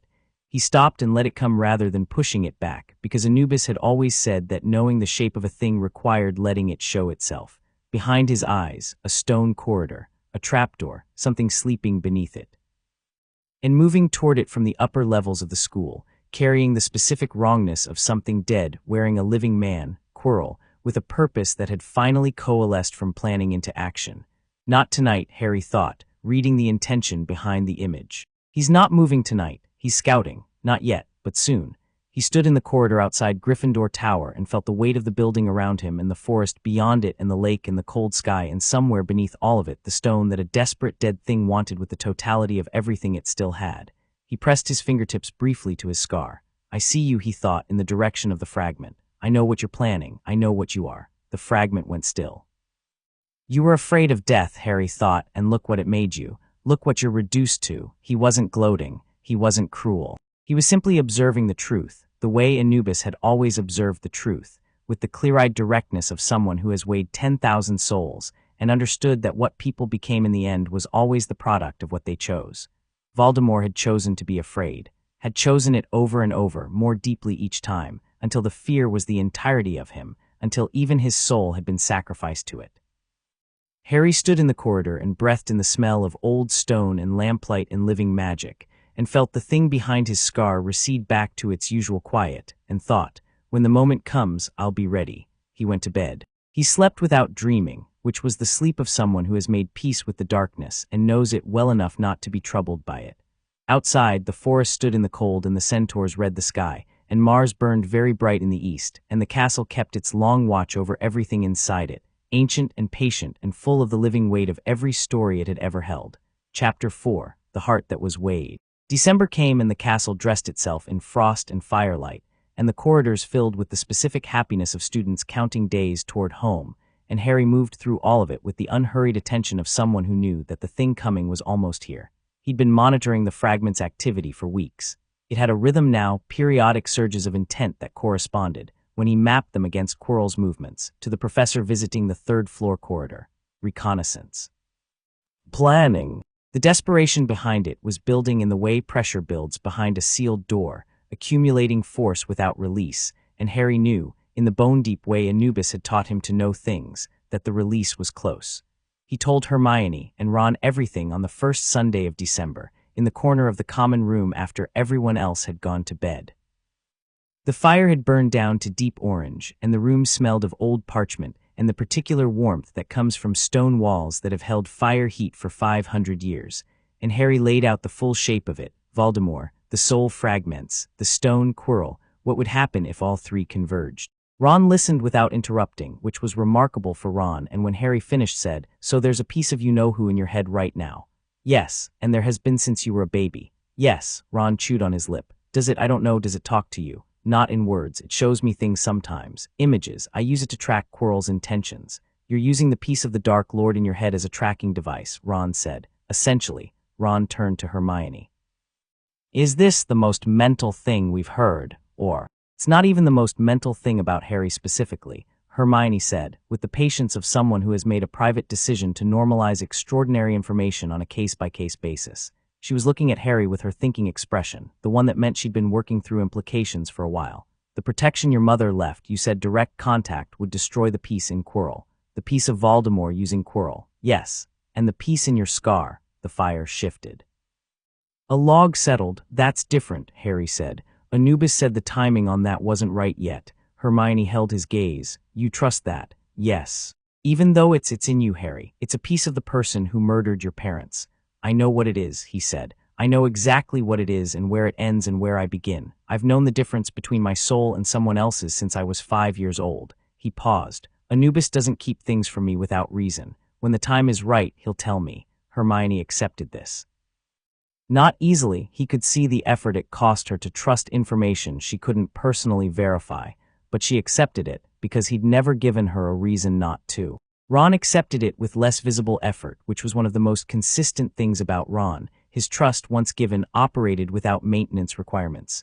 So what do? Ron said. We wait, Harry said. He'll move. When he does, we move faster. Ron looked at Hermione. Hermione looked at Harry. Together, Hermione said, not a question. I wasn't planning to stop you, Harry said. The last week before the Christmas holidays emptied the castle of most of its inhabitants, and the ones who stayed, Harry, Ron, Hermione, a handful of others, found themselves in possession of a Hogwarts that was quieter and more itself, the way people are when the audience has left. Harry used the time to walk every floor, to map the enchantment structure of the building with the care Thoth had taught him to bring to texts he was learning for the first time. He read the castle the way he read souls, looking not at what it showed, but at what it was built around, the structural grammar beneath the surface. The third-floor corridor's protections were extraordinary and multiple, and clearly designed by different minds. He could feel Dumbledore's work, and something that was probably McGonagall's and Hagrid's contribution, which had a quality that was large and warm and slightly unpredictable. Each layer was a test as much as a barrier. The whole structure said, we made this hard so that the right person with the right qualities could get through it if they needed to. It also said, unmistakably, we are expecting someone to try. He stood outside the locked door on a cold December afternoon and felt Fluffy's three-headed attention pressing through the wood, not aggressive, just aware, the ancient instinct of something bred to guard, and felt the stone below, its specific living-death energy pulsing with slow certainty. You're going down there, Ron said behind him. Harry turned. Ron and Hermione stood at the end of the corridor with their coats on, looking at him with the expressions of people who have made a decision and are presenting it as a fact. Not today, Harry said. When, Hermione said, when it's necessary, not before. He moved away from the door. Going early causes more problems than it solves. Quirrell hasn't moved yet. When he does, we'll know and we move after him. What if he gets through before us? Ron said. He won't, Harry said, and said it without performance, just the flat certainty of someone stating a logistical fact. He needs to work through every protection. That takes time. I only need to get to him before he gets to the stone. How will you know when he moves? Hermione said. Harry touched his scar. Hermione and Ron exchanged their silent dialect and arrived at some bilateral conclusion and said nothing more about it. They went downstairs and found a warm corner and spent the afternoon working through holiday homework and eating the chocolate frogs that Ron's mother had sent in a box large enough to suggest she was concerned about his caloric intake over the break. Harry ate chocolate frogs and read Thoth's scroll about the properties of objects enchanted with life-sustaining properties, and felt the castle around him with its 500 years of accumulated humanity and thought. I understand now. Why Osiris taught me about transformation. Why resurrection is not just a concept. The stone could give eternal life, and something that had already broken itself into pieces in terror of dying would do absolutely anything to have it. Christmas at Hogwarts was warm and gold and slightly chaotic in the way that celebrations become when the usual constraints have been lifted. Harry received presents for the first time in his life. Actual presents, wrapped and chosen for him specifically. Ron's mother had sent a hand-knitted jumper in deep green with an H on it, and Harry held it for a moment longer than strictly necessary before putting it on, because the particular weight of something made by someone's hands for someone's benefit had a texture that even the Duat's golden halls hadn't prepared him for. There was also in the pile a package with no tag. Inside it was a cloak. No, not a cloak. He shook it out and the fabric caught the morning light and didn't keep it, let it pass straight through, and the cloak became invisible in his hands, and then the hands became invisible with it. An invisibility cloak. He set it down and picked up the note that had been tucked inside, which said, in handwriting he recognized from various notices as Dumbledore's, "Your father left this with me before he died. It's time it was returned. Use it well." He looked at the cloak, thought about his father. James Potter was a stranger to him in the specific way that the dead sometimes were when you'd grown up with them as abstractions rather than people.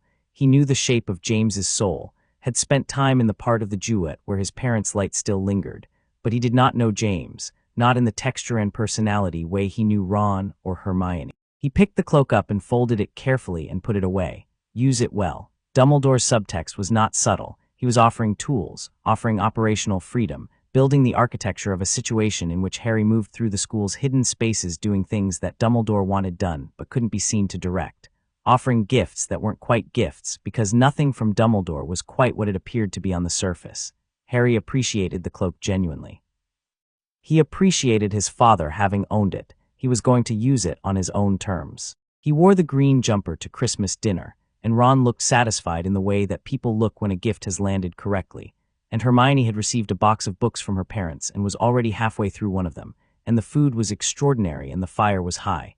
And Harry thought about what Anubis had said about love being a form of weight and decided that this specific, impermanent, ordinary moment was the heaviest good thing he had ever experienced. He found the mirror in January. He'd been using the invisibility cloak to explore the castle's less trafficked areas, not for concealment so much as for the opportunity to move through Hogwarts without the social layer that accumulated around him even now, even here, 4 months in. He'd found 2 classrooms that hadn't been opened in decades, a staircase that led somewhere that wasn't on any map he'd seen, and a room on the 4th floor with a single door that had a specific quality to its magic, old, deliberate, containing something that had been placed here intentionally and was still active. He opened it and went in. The room was dusty and largely empty. In its center, standing on carved legs, was a mirror. Ornate gold frame, inscription along the top in a script he recognized immediately as Futhark with some modifications. Eris stra eruoit ube kafruoit on wosi. He read it the way Thoth had taught him to read things that were scrambled, reversed, parsed for meaning. I show not your face, but your heart's desire. He stood in front of it. The mirror showed him the Hall of Two Truths, not as he'd left it, not empty or procedural. The hall was full, all 42 judges at their stations, the golden lamplight warm on the black granite walls, and at the center of the room, the scales. In the mirror image they were in motion, both pans rising and falling in slow, perfect alternation, perfectly balanced, neither one winning, the whole mechanism at rest in the rarest possible equilibrium. And standing beside the scales, his hand resting lightly on one of the support chains, was Anubis. And Anubis was not alone. Beside him, smaller, younger, their red hair catching the golden light, were 2 people Harry had grown up knowing in the abstract. Lily, with her green eyes and her expression of defiance that death had not managed to remove. James, who had his hair and a look of humor that he recognized because he'd seen its echo in the mirror every morning. They were not looking at him, they were looking at the scales, and the scales were balanced. Harry stood in front of the mirror for a long time. He understood what the mirror was showing him. Not literally, this was not what would happen if he went back to the Duat tonight, not a prophecy or a promise. It was the shape of his deepest desire, balance, the scales at rest. The weight of everything that had happened, the night in Godric's Hollow, the choice Lily had made, the fragment in his scar, the broken soul moving through the world with its terrible purpose, all of it measured, all of it accounted for, all of it resting in the equilibrium it was supposed to reach. He did not want his parents back in any simple sense. He wanted what they represented, the thing that had been put out of balance on the night they died, to be restored. I thought I might find you here, said Dumbledore behind him. Harry turned. The old wizard stood in the doorway with his hands clasped, and his silver hair, and his specific quality of being precisely where things were happening, and his face was doing something that was not quite surprised, but was adjacent to it, in the way that a man who has been running the same chess opening for decades looks when someone makes a move that isn't in any of his books. I know what it is, Harry said. The mirror. I'm not surprised you hid it here. Dumbledore entered the room, moving to stand beside Harry and look at the mirror. Harry watched the old man's face in the mirror's surface and saw not what Dumbledore saw but the shift in his expression as he registered what Harry's reflection showed: the scales, the hall, the two red-haired people, and the jackal-headed god, and something in those blue eyes adjusted. "What do you see?" Dumbledore asked. His voice was gentle, genuine. This was not strategy, or not only strategy, there was real curiosity in it. "Balance," Harry said. "Things in their proper weight." Dumbledore was quiet for a moment. "Not your family. They're there," Harry said. "But they're incidental to the main thing." "What is the main thing?" Harry looked at the mirror, at the scales moving in their slow, perfect alternation. "That everything that has weight eventually gets weighed," he said. "That nothing is exempt from the reckoning, not even things that have been hiding from it for 20 years. Another quiet, longer. "Harry," Dumbledore said, and something in his voice had changed, had become less performed, less the voice of a headmaster conducting a gentle intervention and more the voice of an old man who has just understood something that unsettles him. "How long have you known?" "About the stone, since October. About Quirrell, also October. And you've said nothing." "I've been watching," Harry said. "I wanted to understand the full shape before I acted on any part of it." He looked at Dumbledore. "You've been watching too." Dumbledore's expression did the thing it had done in that first corridor conversation, the recalibration, the adjustment. "I have, but I confess I've been watching with some assumptions that may have been." He paused, selecting words with the care of someone who didn't often admit to miscalculation, "somewhat fixed." "You assumed I'd need protecting," Harry said, "and managing, and that the stone would be safe long enough to let you develop an approach." "Yes. The stone will not be safe much longer," Harry said. "Whatever is holding Quirrell back is failing. He'll move within weeks." Dumbledore looked at him. "You know this. I know this." The old wizard turned back to the mirror. The scales moved in their eternal slow balance in the glass. Harry watched Dumbledore's face and saw, beneath the chess player and the strategist and the architect of long plans, something that was simply an old man confronting the evidence that the world had moved on without being consulted, and finding it not entirely unwelcome. "What will you do?" Dumbledore said. "What needs doing?" Harry said. "In the right moment, in the right way." "And if I asked you to come to me first, before you acted?" Harry met the reflected eyes in the mirror. "You should have asked me that 4 months ago," he said, not unkindly. "It would have been more honest." Dumbledore said nothing. In the mirror the scales moved. February and March passed in the building pressure way that the weeks before inevitable things always moved, with false normality on the surface and underneath it the slow accumulation of force. Harry played Quidditch. He studied. He sat in the library with Hermione and worked through texts on soul theory that he'd found in the restricted section, because the question of the fragment in his scar was clarifying in his mind into something he was beginning to understand the answer to. He had conversations with Ron that were ostensibly about Quidditch and actually about loyalty and what it meant to stand somewhere when the ground got complicated. He watched Quirrell deteriorate. It was not subtle, the deterioration. Quirrell's stammer worsened, his physical presence became more erratic, and the soul inside him, the displaced, diminished fragment of Voldemort, was pressing harder against the boundaries of its borrowed existence because it could smell the stone below, could feel its proximity the way a starving thing feels the proximity of food. The turban stayed on. The quality behind his eyes went more wrong by the week. Snape watched it all with the expression of someone counting down to something they've been dreading for long enough that dread has become a kind of chronic condition. Harry checked in with Snape once, mid-March, and the exchange was brief and precise. "He's almost ready," Harry said. Snape said, "I know." Harry said, "When he moves, don't follow him." Snape looked at him for a moment with those complicated dark eyes and said, "Why not?" And Harry said, "Because the protection between me and what's inside him is specific. Another wand in that corridor changes the variables." Snape was quiet for a moment and then said, "I don't like this plan," and Harry said, "That's all right," and walked away. He told Hermione and Ron in April. "Soon," he said, "within a month. Possibly less." They were in the common room again, late, fire burning, everyone else gone. Ron had his wizarding chess board out but hadn't moved any pieces, which was how Harry knew he'd been thinking about this for a while. Hermione had a notebook open and a quill in her hand and hadn't written anything. "We're going with you," Ron said. "The protections are designed for groups," Hermione said. "I've been studying the structure. McGonagall's chess, there's something with a broomstick. Ron, that's you, there's logic, that's me. You didn't design this alone, Harry. We're part of it." He looked at them both. This was the thing that living souls did that the dead never quite managed, this specific quality of choosing to be somewhere. Dead arrived at the weighing without choosing it, brought by the impartial machinery of existence. The living chose to stand somewhere, chose who to stand with. It was the most extraordinary thing he'd ever witnessed. "All right," he said. Yeah, Ron said. Yeah, Ron moved a chess piece, then another. Then he looked up with his enormous grin. Right then, we're going to stop you-know-who. We're going to stop a fragment of him, Harry said. Right, yeah, sure, much less alarming. Significantly less alarming. Brilliant, said Ron, more chocolate frogs. The scar woke him on a May night with a pulse that was not a pulse but a shout, urgent, directed, Quirrell moving through the dark corridors of the castle with purpose finally committed to action, the waiting over, everything in motion. Harry was dressed and out of bed before he was fully awake. He went to Ron's bed first. Now, he said. Ron sat up without needing more.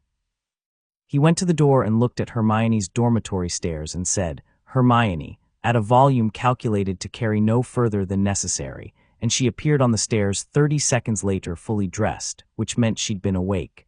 You knew tonight, he said. I've been sleeping in my clothes for a week, she said. They moved through the castle in the dark, and Harry didn't need the invisibility cloak because he knew where every portrait was asleep, and which stairs groaned, and which corridors Filch and his cat patrolled on what schedule, because he'd spent months learning the grammar of this building. They reached the third-floor corridor in 8 minutes. The door was already open. He's through, Harry said, reading the displaced air, the specific resonance of what Quirrell's enchantments had done to Fluffy. Come on, the trapdoor gaped. Harry went first and then Ron, and Hermione came last and closed the trapdoor above them with a quiet click that was the sound of all three of them committing. What followed was methodical. The devil's snare recoiled from the warmth Harry pushed outward without thinking about it. Hermione started to explain about fire and sunlight, and Harry was already walking through the plant's retreating tendrils, and Hermione paused mid-explanation and followed. The keys were a puzzle in the air, and Harry, on the provided broomstick, went for the right one in 3 passes, because he could read the specific imperfection of a door-shaped space by the way the enchantment framed it. McGonagall's chess was Ron's, completely and without contest. He stood at the edge of the board and looked at the configuration for about 45 seconds, and then started moving pieces with the focused clarity of someone who sees things in spatial terms the way Harry saw things in soul terms. They crossed the board in 4 minutes. Ron took a hit from a rook that he'd seen coming and moved into anyway because it was the only path that won cleanly, and he went down on one knee and Harry was there instantly. Ron, I'm fine, Ron said through his teeth. Go, I'm fine, it's just my shoulder. He looked up and his face was white and his grin was still enormous. Go win, Harry stood. Looked at Hermione. Go, she said. I'll stay with him. Go. He went through the final door. The chamber was small and dimly lit and smelled of stone and the specific wrongness he'd been tracking for 8 months. Quirrell stood in front of the Mirror of Eris, the same mirror from the 4th-floor room, moved here, positioned at the center of the final protection, and was staring into it with the focused desperation of someone who can see what they want and cannot reach it. Harry walked in. Quirrell turned. In the green eyes, behind the pale face and the stammer and the turban, was Voldemort, looking out through Quirrell the way something looks through a window, and the recognition was instant and mutual. The fragment behind Harry's scar lurched toward it like a compass finding north, and Harry held it steady by sheer force of the settled certainty that Anubis had spent 10 years installing in him. Harry Potter, Quirrell said, and the stammer was gone, which meant Voldemort was doing the speaking. I wondered when you'd arrive. I've been watching you since October, Harry said. I was waiting for you to commit. It's easier to end something that's fully committed. Quirrell moved. Not toward Harry, toward the mirror, with the frantic urgency of someone who has been interrupted mid-action, and is trying to complete it before the interruption becomes permanent. The mirror won't give you the stone, Harry said. Quirrell stopped. Dumbledore's protection is intelligent, Harry said. He designed it so that someone who wants the stone in order to use it will only see themselves using it. Only someone who wants the stone but doesn't want to use it will actually get it. He looked at the mirror, which means the stone is already gone from there. Quirrell turned back to him. The expression on the borrowed face was complicated, the man's own fear layered under Voldemort's ancient, cold calculation. 2 beings sharing one face, neither entirely present. You are not what I expected, Voldemort said through Quirrell's mouth. No, Harry said. I know. Where is the stone? Harry reached into his pocket and held it up. It sat in his palm, small and red, warm with the specific living-death energy he'd felt from 2 floors up for 8 months. The concentrated distillation of the principle he'd grown up surrounded by, life prolonged past its natural threshold. Quirrell went very still. How? Voldemort said. I don't want to use it, Harry said. I walked past the mirror without looking. It dropped into my pocket. He closed his fingers around it. I grew up in the House of the Dead. I have no particular attachment to not dying. The stone is wasted on me. Give it to me. The voice through Quirrell's mouth had changed. something that was not Quirrell's own desperate hunger but something older and colder and more fundamental, the concentrated will of a being that had spent 20 years clinging to existence by sheer force of refusal. "Give it to me and I will let you walk away. Give it to me and I will honor your mother's sacrifice. You will not say her name," Harry said, and his voice was very quiet to me. The temperature in the room shifted, not physically, but the quality of the air changed the way it changed when Anubis entered a room, when the fundamental things became visible. Harry had not raised his wand. He was not performing threat. He was simply being exactly what he was, what 10 years in the Duat had made him, and the thing in Quirrell's eyes recognized it and was, for the first time in a long time, uncertain. "What are you?" Voldemort said. "Her son," Harry said. He looked at Quirrell directly now, not at the thing behind the eyes, but at the man himself, at what remained of Quirinus Quirrell beneath the occupation. The soul was damaged, frightened, hollowed by months of cohabitation with something that consumed what it inhabited. But it was there, still present, still carrying its own weight. "Quirrell," he said. The man's eyes flickered, a fragment of his own presence surfacing through the overlay of Voldemort's will. "You don't have to do this," Harry said. "You came looking for him and you found him and he's been eating you alive since then. You know that, you can feel it." He kept his voice level and honest, the way Anubis spoke when weighing, without cruelty, without sentiment, with only the truth. "This ends one way for you, Quirrell. Whatever he promised you isn't coming. He doesn't honor debt, he destroys vessels." "Silence him," Voldemort said from inside. Quirrell moved, lunged, hands reaching for the stone, reaching for Harry's throat, and Harry let him get close because the stone was already in his left pocket and his right hand was free, and when Quirrell's hands closed on his forearm, the contact was immediate and total and final. It was not a spell. It was not wizard magic. It was what he was. What lived in his blood, his mother's sacrifice made permanent, the love that the universe had witnessed and ratified on the night of October 31st, 1981, written into the fabric of his living body. The same force that had broken Voldemort's killing curse and scattered him into fragments. Here, in direct contact with the soul that wore Quirrell like a borrowed coat, it was not violent. It was simply incompatible. Fundamentally, absolutely, cosmically incompatible. Like light in the specific waveform that a particular darkness cannot survive. Quirrell screamed. His hands where they touched Harry's skin went white and then began to crack. Not like breaking stone, but like burning paper, from the inside out, the edges first, the contact points where Voldemort's inhabiting presence was most concentrated. The professor stumbled back, and his face was cycling through expressions that were not all his, pain and fury, and beneath it, a specific, wordless terror from the thing that had been afraid of death for 40 years, and was now meeting it at the hands of a child and understanding, perhaps for the first time, that there was no fraction of itself it could hide. "Stop," Voldemort said, and it was not a command. It was a request. The voice of something that understood it had miscalculated. Harry did not stop. He was not cruel about it. He moved forward and put his hand on Quirrell's face, because the most direct contact was also the most merciful, and what happened next happened quickly. The body of Quirinus Quirrell collapsed, not dramatically. It simply went still. The occupation had been the only thing sustaining it for months, and now the occupation was gone. The air above the body shifted. The soul fragment that had been Voldemort, diminished, broken, screaming with a sound that was not physical, tore loose from the body and hung in the air between Harry and the fallen man, and it was exactly what it looked like. A piece of something that had once been a human being, reduced by decades of deliberate self-destruction to a furious, terrified remnant. Harry looked at it. He reached into himself and found the sense Anubis had given him, the ability to perceive the grammar of souls, and he held it outward and let the fragment feel what it was facing. Not death, the representative of death, the ward of the god who managed the passage between states, standing in the body his mother had written her love into, holding the stone that could sustain life forever in one pocket. The fragment wavered. "There are more of them," Harry said quietly. The fragment couldn't answer, had nothing left of language or communication, was simply a wounded, diminished piece of a broken thing. "I know there are more. I know they're hidden." He kept his voice even. "This isn't the end of this, but it is the end of tonight." The fragment fled, not into the walls or the stone or anyone present. It fled in the way that ghost things fled when the environment became too hostile, through the threshold of the physical world and out, and Harry felt it go the way you feel a sound stop, and then it was gone, and the chamber was very quiet. He stood in the quiet for a moment. He looked at the body of Quirinus Quirrell. The man had been frightened of something, had gone looking for power, had found something that consumed him instead. The soul that had gone with the body's end was not heavy, but it was not light either. It was the complicated middle weight of someone who had made bad choices in fear, which was the weight the Duat received most often, and handled with the patient thoroughness it deserved. He sat down on the stone floor. The stone sat in his pocket, warm and red, the weight of a small bird.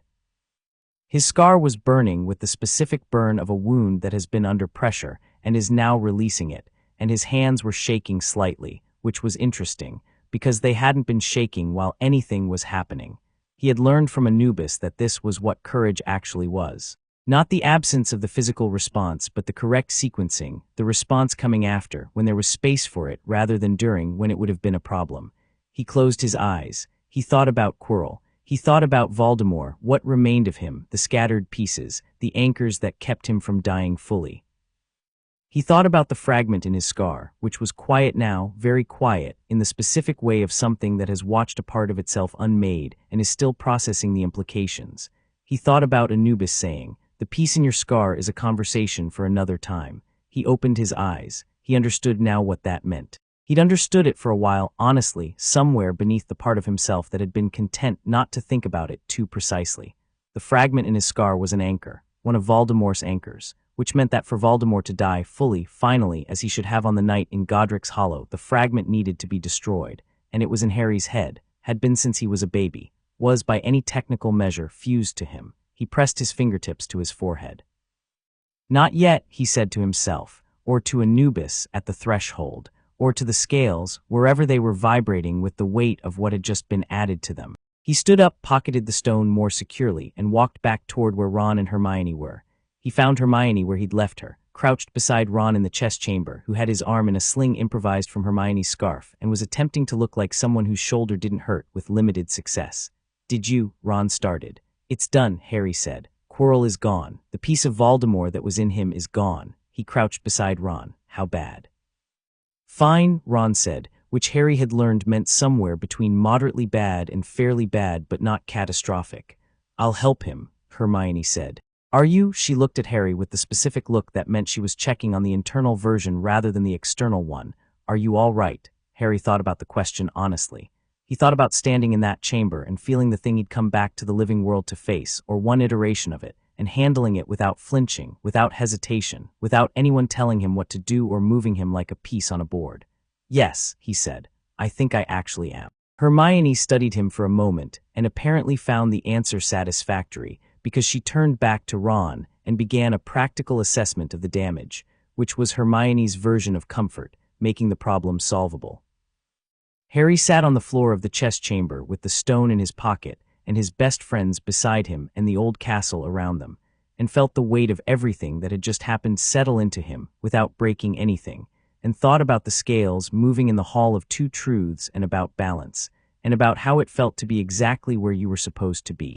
Above them, the school slept on, and the stars moved through their courses over the astronomy tower, and somewhere in the grounds the forest breathed its old breath, and the centaurs read whatever Mars was saying to them, and the lake lay silver and still.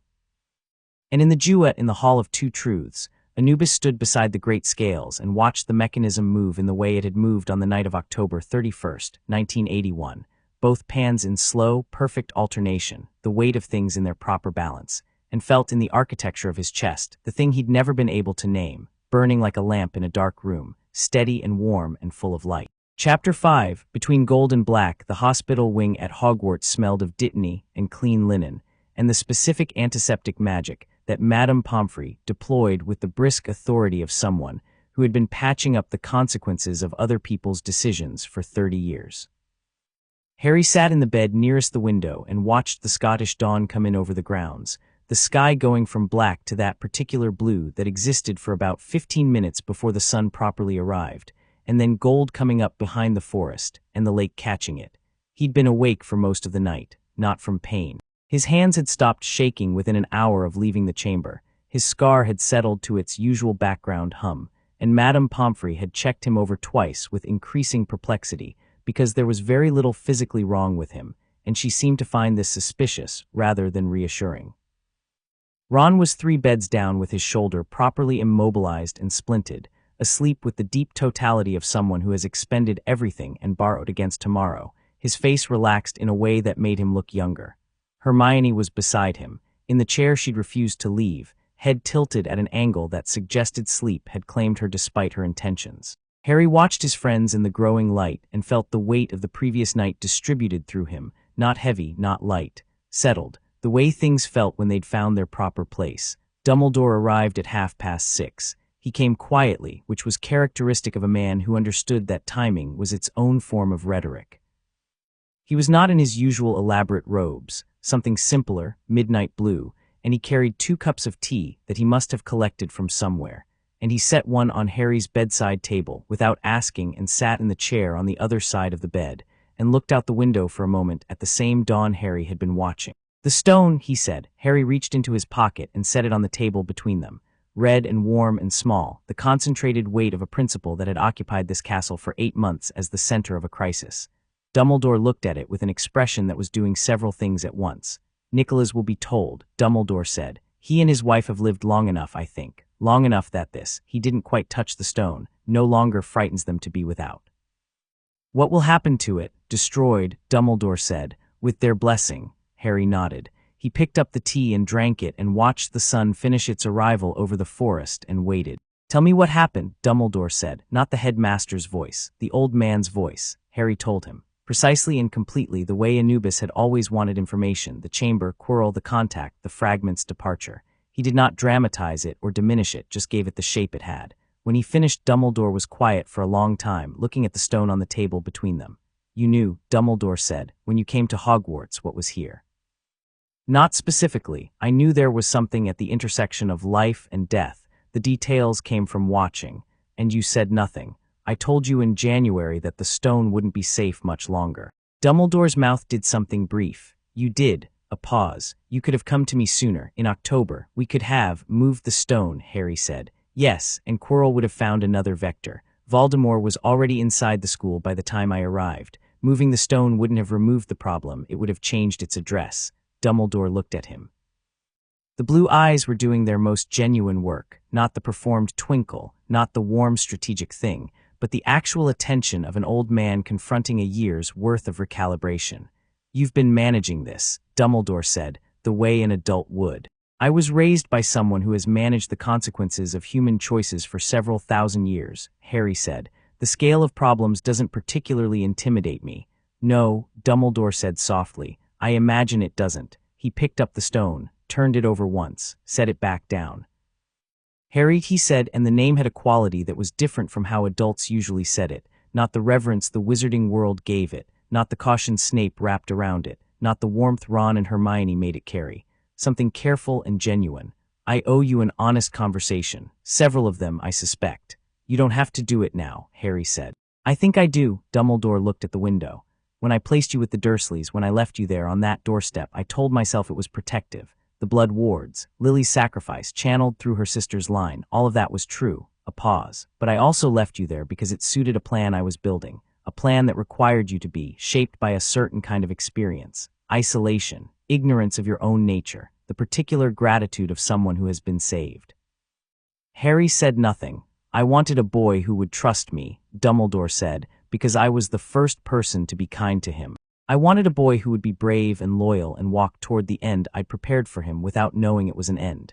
He turned from the window. "Instead, through whatever grace intervened on the night I least expected it, you became something I had not planned for, and I spent this entire year trying to fit you back into a plan that you had already outgrown." The hospital wing was quiet around them. Ron's soft breathing, Hermione's occasional shift in the chair. "The Horcruxes," Harry said. Dumbledore went very still. "The soul fragments," Harry said. "Multiple." He broke himself deliberately multiple times. "The piece in Quirrell was one. The piece in my scar is another." He looked at Dumbledore steadily. "You know." "Yes," Dumbledore said. "How many?" "I have suspicions," Dumbledore said carefully. "Not certainties. Tell me your suspicions." Dumbledore looked at him for a moment with the expression of someone deciding how much to give someone they've historically given too little. Then he told him. 6 intentional fragments, 6 Horcruxes, objects chosen and corrupted to hold the pieces. A diary, a ring, a locket, a cup. Something of Ravenclaw's, the snake. And the accidental one, the one that had happened on the night Voldemort's killing curse shattered against Lily's sacrifice, and a piece of his soul had fragmented and latched onto the nearest living thing. "Harry, so there are 7, Harry said. "Including me." Yes, and for him to die fully, for the reckoning to be complete, all of them need to be destroyed. Yes, Dumbledore said. That has always been the shape of it. The dawn was fully arrived now. The ground's gold and green outside the window, dew on the grass, the lake a mirror for the morning sky. Harry thought about the Hall of Two Truths. He thought about the scales moving. He thought about what Anubis had said, not yet, and about the fact that not yet was not never, and that the answer to the question he'd been not asking too precisely had been visible for a while if he'd let himself look at it straight. Is there a way to remove the piece from a living person? Harry said. Without killing them. Dumbledore's expression shifted. Not surprised, relieved wasn't quite the right word either. The expression of someone who has been carrying the knowledge of a terrible thing for a long time and has just been told they can set it down. I have been researching that question, Dumbledore said, for several years, and I believe there may be. When you know, Harry said, tell me. I will, Dumbledore said, and in his voice was the specific weight of a man making an actual promise rather than a strategic commitment. Harry picked up his tea. It was cooling but still good. He drank it and watched the morning. One more thing, he said. Yes, stop planning around me, Harry said. I understand why you did it.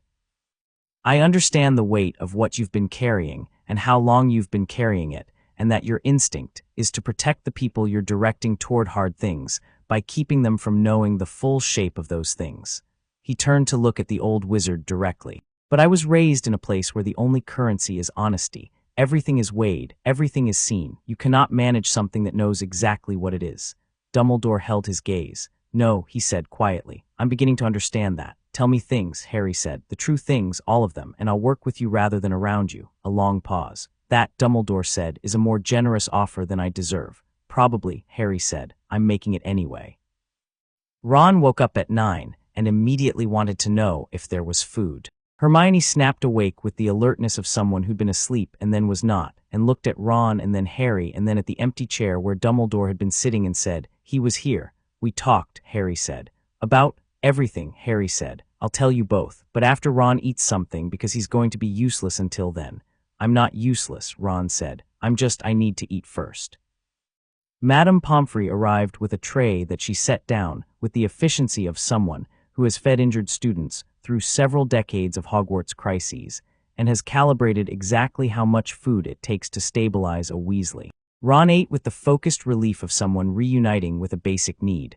Hermione sat on the edge of Harry's bed and pulled her legs up under her and waited. When Ron had finished enough to be cognitively present, Harry told them. The Horcruxes, the shape of what was coming, the conversation with Dumbledore. He was precise and complete and gave them the full weight of it without dramatizing or diminishing, because they'd earned the full weight of it, had earned it in a chess chamber and a chamber beyond it, had earned it on a train in September when they'd simply sat down and started talking to a stranger who wasn't exactly what he appeared. When he finished, there was a silence. Ron set his fork down. There's a piece of you-know-who in your head, Ron said, and it's a what-did-you-call-it, a Horcrux. Yes, and at some point it needs to, yes, and Dumbledore thinks there's a way to do that without, he's working on it. Ron looked at Hermione. Hermione looked at Harry with the expression she'd had in the library in September when he'd told her he'd been raised by the god of the dead, the expression of genuine feeling running under the composure, the specific emotional courage of someone who is not going to flinch from the hard thing but is going to allow themselves to feel it first. Okay, she said. Okay, Ron said. He's told us. He trusts us. Panicking isn't useful. She looked at Harry. We have time. We have time, Harry confirmed. Then we use the time, she said. We find out everything Dumbledore knows. We research. We find the other Horcruxes. A pause and something that was not quite a smile but was in its neighborhood. We're good at research. Speak for yourself, Ron said. I'm good at chess, which you already proved was enormously useful, Harry said. Ron grinned and winced because grinning moved his shoulder, and then grinned again because apparently it was worth it. Yeah, I did do that rather well. He was released from the hospital wing 2 days later, which was 1 day after Ron and half a day after Hermione, who had not technically been admitted, but had spent enough time there that Madame Pomfrey had given up distinguishing between her official and unofficial patients. The castle received him back with the uncomplicated warmth of a place that hasn't noticed you've been somewhere significant, the corridors the same as ever, the portraits offering various opinions about various things, the smell of whatever the kitchens were producing drifting up through the floors. Neville stopped him near the Transfiguration classroom to say he'd heard something had happened and was he all right, and Harry said he was and meant it, and Neville said good, with the simple sincerity of someone who finds caring about other people uncomplicated. Luna Lovegood, who Harry had met twice in passing, and who inhabited the world at a slight angle to everyone else in it, drifted past and said without preamble, "The Nargles have been very agitated this week." Something shifted, and Harry said, "Yes, something did," and Luna nodded serenely and continued on her way. Draco found him in the corridor outside the library on his second evening back. He was alone again. Harry had noticed that Draco was alone more frequently now, not obviously, not in a way that suggested the social mechanics had broken down, but in the way someone seeks solitude when they're thinking through something that requires space. He leaned against the wall with his arms folded and his jaw doing its complicated thing, and when Harry stopped he said, without preamble, "What happened under the school?" "Something was resolved," Harry said. "The specific threat to the school is handled for now. For now." "There's more, there's always more. This was one piece of it." Draco looked at him with the expression that had started as performed confidence in Madame Malkin's, and had, over 8 months of this specific and unconventional acquaintance, shed most of the performance. "My father," he said. There are things he's involved in, has been involved in, that connect to what happened under the school." Harry said nothing, waited. "I don't know how much," Draco said. "But I know he is part of something that I don't think is going to end just because you handled one piece of it." "No," Harry said. "It won't." Draco was quiet for a moment. "What do you do with that, knowing the person closest to you is?" "You choose what you're going to be," Harry said. "Not based on what they are, based on what you actually believe." He held Draco's gaze. "That's a harder choice when it costs you something, but it's the only one that weighs right in the end." Draco said nothing. His jaw was doing its thing, and his eyes had a quality Harry hadn't seen there before, the quality of someone looking at a decision from all sides, not because they don't know the right answer, but because they're measuring the cost. "I'm not asking you to do anything," Harry said. "Not now. I'm just saying when you've decided what you are, I'll still be interested in talking to you." Draco looked at him for a moment more. "You're strange," he said. "You know that." "I've been told," Harry said. Draco pushed off the wall and walked away down the corridor, and Harry watched him go and thought about the scales and about how long some of the most important things took to tip, and about how the tipping, when it finally came, was always the product of accumulation rather than a single moment. The end-of-year feast had a quality that Harry hadn't expected. He'd experienced it once, the welcome feast in September, which had been his first real encounter with the texture of the living world in groups, but this was different. The feast at the end was not the excitement of arrival, but the bittersweet specific to departure, the warmth of knowing that something good is finishing and will become memory. Gryffindor won the House Cup. Dumbledore announced it with the specific timing of a man who understood that good news landed best after good food and delivered it at the moment of maximum receptivity. The points Harry, Ron, and Hermione had contributed, and Neville, for something that Harry would always privately consider the most genuinely courageous act of the year, standing up to his own friends when he thought they were wrong, tipped the total decisively. The hall erupted. Gold and red everywhere, noise like a physical thing, Gryffindor's embracing people Harry had spent a year learning, and he sat in the middle of it and felt it against his skin like weather, the specific warmth of a place that had become his.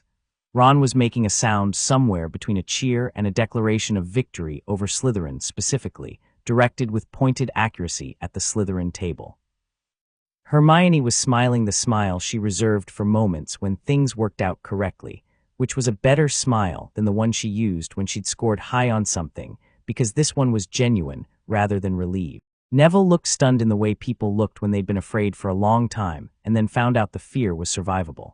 Harry looked at the enchanted ceiling. The sky above was exactly the warm blue of a Scottish evening in late spring, the stars not yet visible, the light not yet gone. He thought about the first time he'd looked at this ceiling in September and felt the recognition, the aliveness of it, the accumulated weight of centuries of human story compressed into stone and light.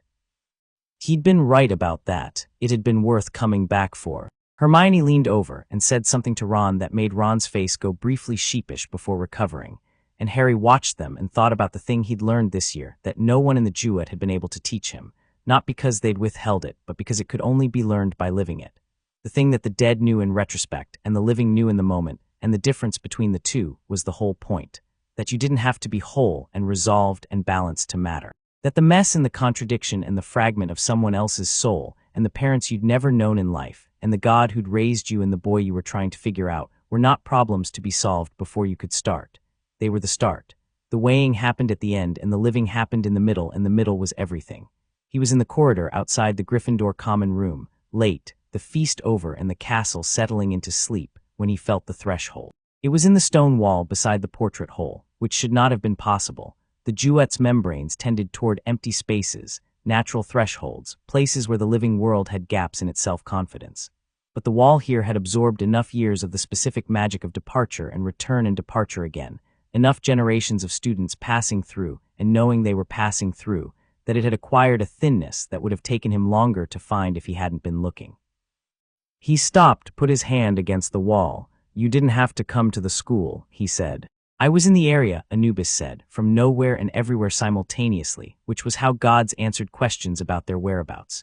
Harry leaned against the wall. The corridor was empty, the torches burning at their nighttime low, and the presence of the god was a warmth in the stone that was different from the fire warmth, deeper, older, the specific warmth of something that had existed longer than anything else that could be called warm. "You knew," Harry said. "About Quirrell, yes. About what would happen if he touched me. Yes, you let me go in without telling me. You didn't ask me what would happen when he touched you," Anubis said.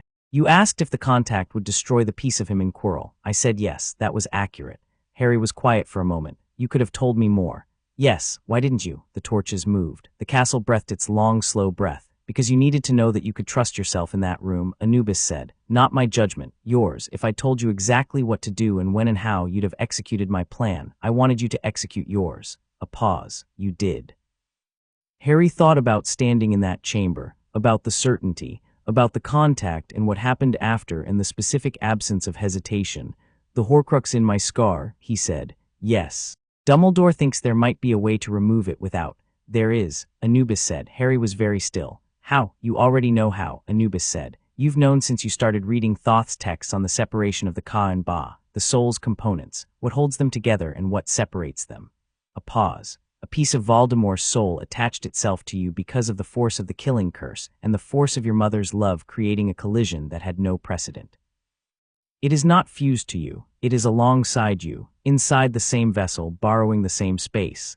"Like Quirrell," Harry said. "Exactly like Quirrell," Anubis said. "Which means it can be removed without destroying the vessel." He paused. "When the time is right, when the other anchors are gone and Voldemort's soul is weakened enough that the fragment cannot sustain itself against extraction." Harry absorbed this. "Meaning it has to be last," he said. "Meaning it has to be last," Anubis confirmed. "Every anchor removed weakens the whole. By the time all others are gone, the piece in you will be too diminished to resist." The wall was warm under Harry's hand. The corridor was very still. "Will it hurt?" Harry said, and it was not a frightened question. It was a practical one, delivered in the same register he brought to all practical questions. "Considerably," Anubis said. "Less than the alternative." Harry almost smiled. "The alternative being, carrying it until you die of old age," Anubis said, "which is also an option. He would be diminished enough by then that he couldn't act through it. You'd just be carrying a very old fragment of something terrible until your body gave out and the weighing became relevant." "That sounds deeply inconvenient," Harry said. "Yes," Anubis said. "I recommend the other path." They were quiet together for a moment, the specific quiet that had been the texture of their relationship since Harry was old enough to sit beside the scales and ask questions and receive answers that were always precisely what was needed and never quite comfortable. It was, Harry thought, the best kind of relationship, the kind that didn't flatter you. "I passed the mirror," Harry said. "The mirror of Arist, in the chamber. I know. I knew what I'd see in it. I wasn't afraid to look." He paused. "The scales, balance. Yes, that's what I want, more than anything. Not them back, not the family I didn't have. Just the weight of things being right." He looked at where the presence was thickest in the stone, the place where the threshold sat.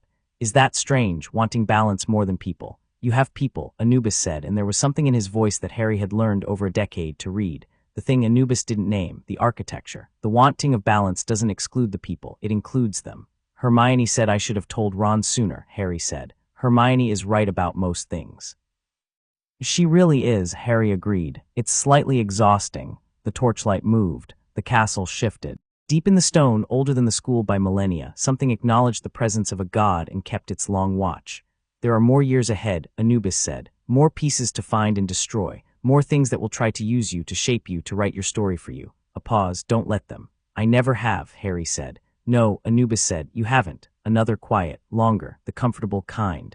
There are things I should tell you, Anubis said, about the years ahead.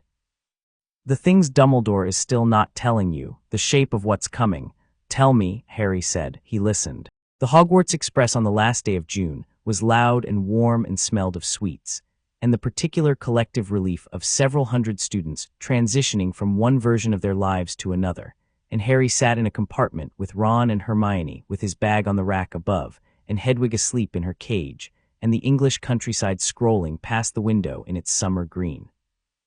Ron was explaining something about his family's summer plans in the rolling, comprehensive way that suggested summer in the Weasley household was a distinct environment with its own weather patterns, and he was genuinely looking forward to Harry's encounter with it. Harry had been invited before the train left the station. Mrs. Weasley had apparently written to confirm it directly with Dumbledore, bypassing any potential interference from the Dursleys with efficient maternal authority. Hermione had a book open but wasn't reading it, which meant she was thinking about something she was deciding whether to say. Say it, Harry said. She looked up. I was just thinking about next year. She paused. There are other Horcruxes. 6 more if Dumbledore's information is right, and some of them will be, this won't always be as contained as it was this year. No, Harry said. It won't. Are you worried? He thought about it honestly. Outside the window, the countryside was doing what the English countryside did in summer, its level best, which was genuinely good. Sheep on hillsides, church spires, the specific green that existed here and nowhere else. No, he said, not worried. He looked at Hermione. I know what the shape of it is now. I know roughly what's coming and what it'll cost. And I know, he glanced at Ron, who was in the middle of his Weasley summer description but was also listening, which was a skill Ron had that people underestimated. I know who I'm doing it with. He paused. Worried is what happens when you don't trust your footing. I trust my footing. Hermione looked at him for a moment. Then she closed her book and said, I've been thinking about how to track the Horcruxes. There are historical accounts of objects that belong to the Hogwarts founders. Hufflepuff's cup is mentioned in 3 different texts I found in the restricted section. If we cross-reference the known periods when Voldemort was active with disappearances from wizarding collections, Hermione, Ron said, it's the summer holidays. It's research, she said. It's the summer, Ron, Harry said. Ron looked at him. She's right, Harry said. We should start now. Ron looked between them with the long-suffering expression of a man who had made his peace with this exact dynamic several months ago. Fine, he said, but I'm doing it at home, with my mum's cooking available at all times, and if it starts interfering with Quidditch, I'm staging some kind of protest. Noted, Harry said. Logged, Hermione said and opened her notebook. Ron grinned and helped himself to a chocolate frog and offered one to Harry, who took it, and the train moved through the green summer toward London with all 3 of them in it, and all the weight they were carrying and all the work still ahead. He was on the platform at King's Cross, amid the noise and the steam and the reunion press of families finding each other, when it happened. Nothing dramatic. He was standing with his bag at his feet, watching the Weasleys converge on Ron in the way that large families converged, with the force of a wave that didn't have a single center. And Hermione was being met by her parents, a pair of pleasant-looking people who had the expression of people who had accepted that their daughter was considerably more than they'd prepared for, and had decided to be proud rather than confused. And Harry stood in the middle of the platform and let it all move around him. The Dursleys were not there. He'd written to them again, another note via Hedwig, explaining that he had alternative summer arrangements and they should not expect him at Privet Drive. The reply had been no reply at all, which was the Dursley version of relief. He felt nothing about this except the mild interest of someone observing a thing that had no emotional purchase on them. Mrs. Weasley found him before Ron did. She was a small, round woman with red hair and an expression of comprehensive warmth that she directed at Harry the way sunlight directed itself, indiscriminately, thoroughly, and with no apparent awareness that it might be excessive. She took him in from hair to shoes in one fast assessment, and then did something that Harry had not anticipated. She hugged him, not the brief, transactional hug of social obligation, a real one. The kind with both arms and actual intention. Harry stood in it for a moment, surprised not because it was unwelcome, but because the specific weight of it, the warmth, the smell of something baked, the total sincerity, was not something he'd been preparing for in the run-up to the platform. Ron's written about you all year, she said, releasing him and looking at him with those warm eyes that were doing their own kind of weighing, the maternal kind. Harry Potter, look at you. Mum, Ron said, arriving behind her. Don't, he doesn't. I'm very pleased to meet you, Mrs. Weasley, Harry said and meant it completely. She beamed, took his bag from him without asking, said something about dinner involving at least 4 separate dishes that she intended to make that evening, moving through the list with the focus of someone whose love expressed itself through feeding.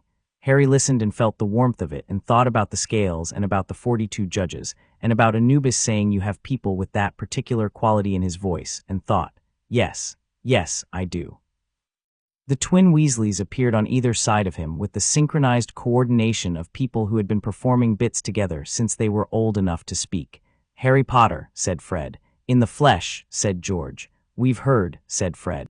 Absolutely everything, said George. From Ron, said Fred. Who is remarkably forthcoming, said George, when you've waited up for him at 2 in the morning. We wanted you to know, said Fred, looking at him with an expression that was performing mischief over something more genuine, that if you're going to be around this summer, and apparently you are, said George. We're very pleased, said Fred. Very, said George. Right, Harry said, and looked between them, and found that the specific delight of this was exactly what it should be, exactly the kind of thing the living world had that the Duat, for all its gold and wisdom and ancient peace, had never managed to produce. I'll try not to disappoint. Something tells us, Fred said. You won't, said George. He was the last through the barrier.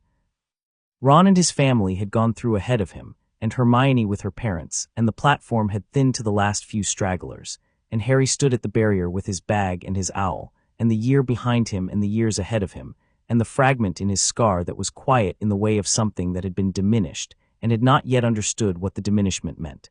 He pressed his hand flat against the barrier, felt at the very edge of his perception, at the place where his awareness of the living world ended and the deeper sense began, a presence. Not the warm stone presence of Hogwarts, not the cool river presence of the forbidden forest. Jackal-dark, golden-edged, carrying the specific gravity of something that had existed before language. Well done, said nothing, in the space where the Duat met the living world. Harry smiled. He walked through the barrier and into the noise and the ordinary light of King's Cross Station in June, and the world closed around him. London smelling, loud, human, alive, and he moved through it with the easy certainty of someone who knew exactly who he was and where he was going. And the cases of dead and the living and the god at the threshold and the years of work ahead were all of them part of the same weight, the same scales, the same slow movement toward the balance that the mirror of Arist had shown him. Not yet arrived, but coming. He found the Weasleys outside the station in the warm summer light, and Ron said, finally, what took you? And Harry said, I was saying goodbye to something. And Ron said, yeah, all right, come on, Mum's going to feed you into the ground, and Harry laughed and went with him. The scales moved. In the Hall of Two Truths, in the golden dark, in the house that had been his first home, and would always be the bedrock beneath everything else, the mechanism swung in its slow, perfect alternation, neither pan winning, both pans held in the equilibrium that was not stasis but motion, the constant dynamic balance of a universe that was always in the process of becoming what it was supposed to be. Anubis stood beside it with his hand on the support chain and felt the warmth in his chest, the thing he'd never named, the architectural thing, the thing that had moved in him the first time a 1-year-old baby with green eyes had looked up at him in a ruined nursery and said oh with the complete confidence of someone encountering a new and interesting thing. He knew what it was. He'd always known what it was. He let himself know it now. Oh, he thought, in the direction of the living world, in the direction of a boy moving through a London station, toward a summer and years, and a long, difficult, necessary work. Oh, there you are.